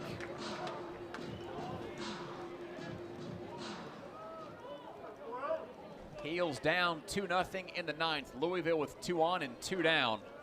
McDuffie trying to send us to the bottom of the inning. The 1-1. It's inside and it squirts past Winslow. Both runners advance. Crane to third, Elam to second. I don't know if that was an egregious wild pitch, Ben, but it was just far away enough from Winslow to get by him. Feels like one that's got to stay in front. Can't let that trickle by, because now there are 2 guys in scoring position in a favorable count. The 2-1 to Moore. Foul tipped into the glove of Winslow, and it's 2-2. I think McDuffie's pitches have more life than they have all season.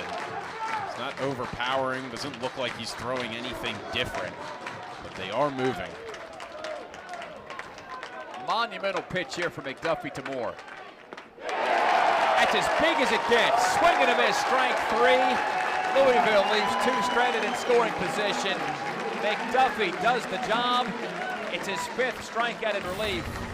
And Carolina comes to the plate in the bottom of the 9th, needing some of that Bosch magic Louisville trying to hold off the heels up 2-0. This is Carolina baseball. Like a walk-off home run to beat your rival, or the play you can remember like it was yesterday. Penn Station East Coast Subs fuels your passion.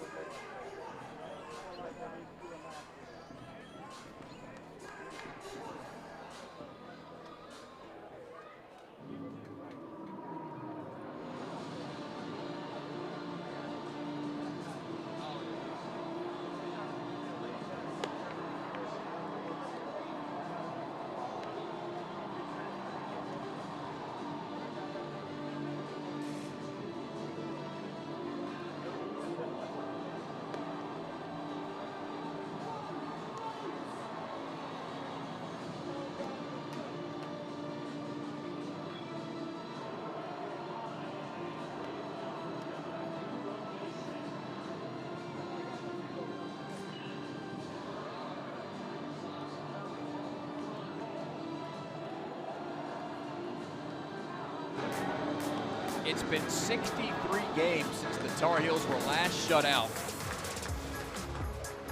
And the team they face today is the team that got them last year 5-0 up in Louisville. Today the Cardinals lead the Tar Heels by a score of 2-0. That 5-0 shutout, Ben, March the 16th.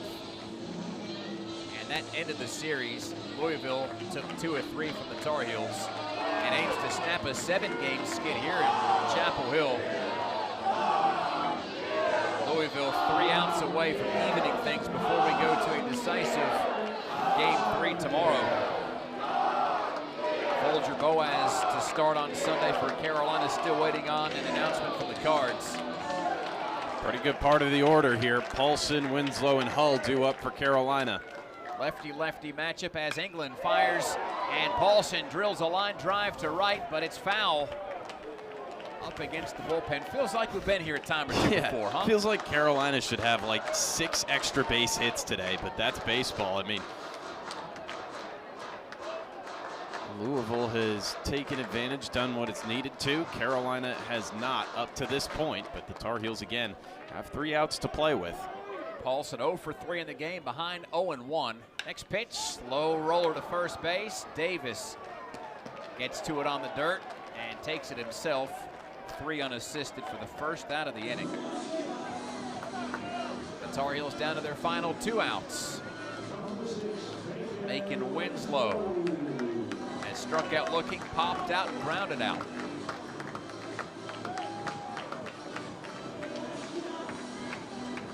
Just got to put somebody on here. Get the wheels moving. England's first pitch to the righty. That's a hot shot, but it's over to the second baseman, and Elam gloves it on the fly for the 2nd out of the inning. It went over the mound, and who knows if England gets a glove on that, if it messes up the trajectory. While he didn't touch it, Elam was Johnny on the spot, and the Tar Heels down to their final out with Owen Hull.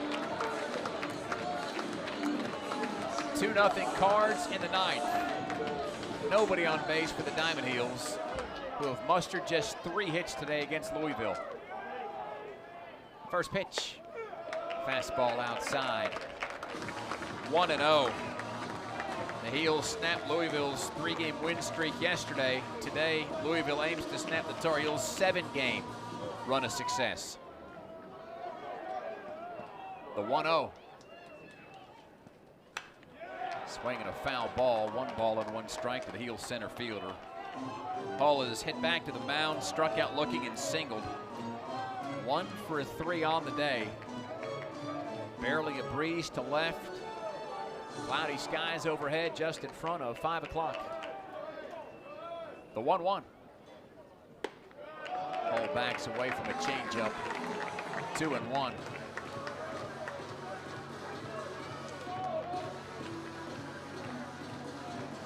Louisville tries to close the door on Carolina.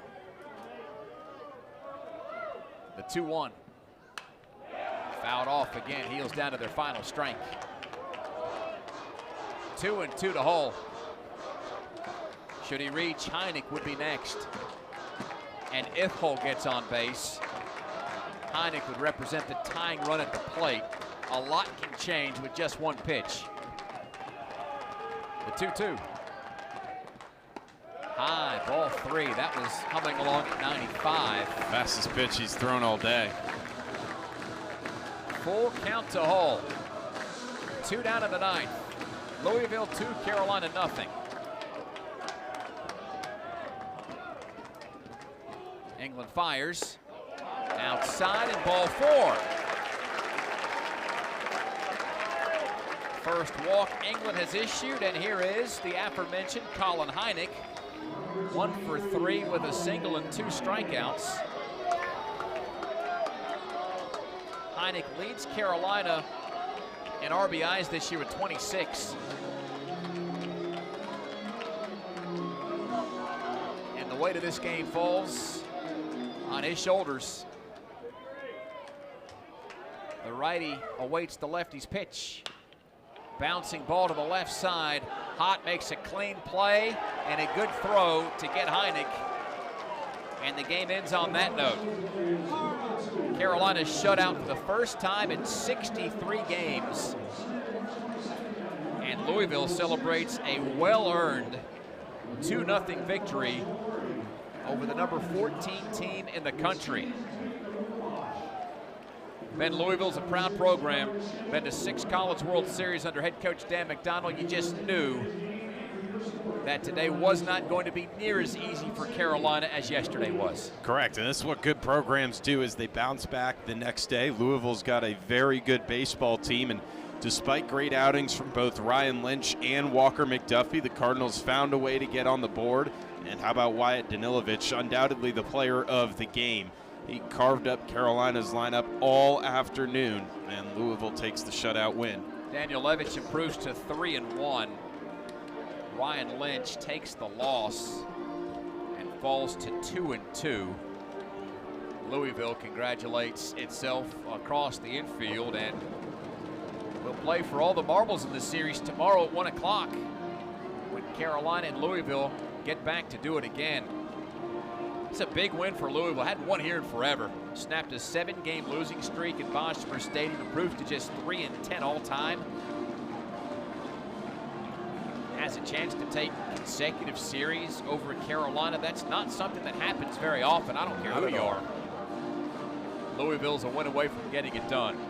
Cardinals improved to 16-7, 3-2 in the ACC. It's the Cards' first win away from home. Carolina drops to 19-4-1, 5-3 in the ACC, and 15-3-1 here at the friendly confines. Big day tomorrow. No other way you'd rather have it. Absolutely. This is what you come to the ACC for. This is what you come to Carolina for, is to play in these big types of ball games. And look, we said it yesterday. It's a great win, but it's a new day when your head hits the pillow. Today, a bad loss. Think about it today, what you can do better. And tomorrow is a brand new game. It's a 1-game series starting tomorrow, winner take all. And Carolina's got a good arm on the mound in Folger Boaz. We'll let you know as soon as we figure out who Louisville's pitcher is, but I'd assume it'd be someone very talented as well. Aaron England, by the way, talented relief pitcher, gets his 4th save on the season and just his 8th appearance. Louisville closes the door on Carolina and shuts out the Diamond Eagles for the first time in 2026. So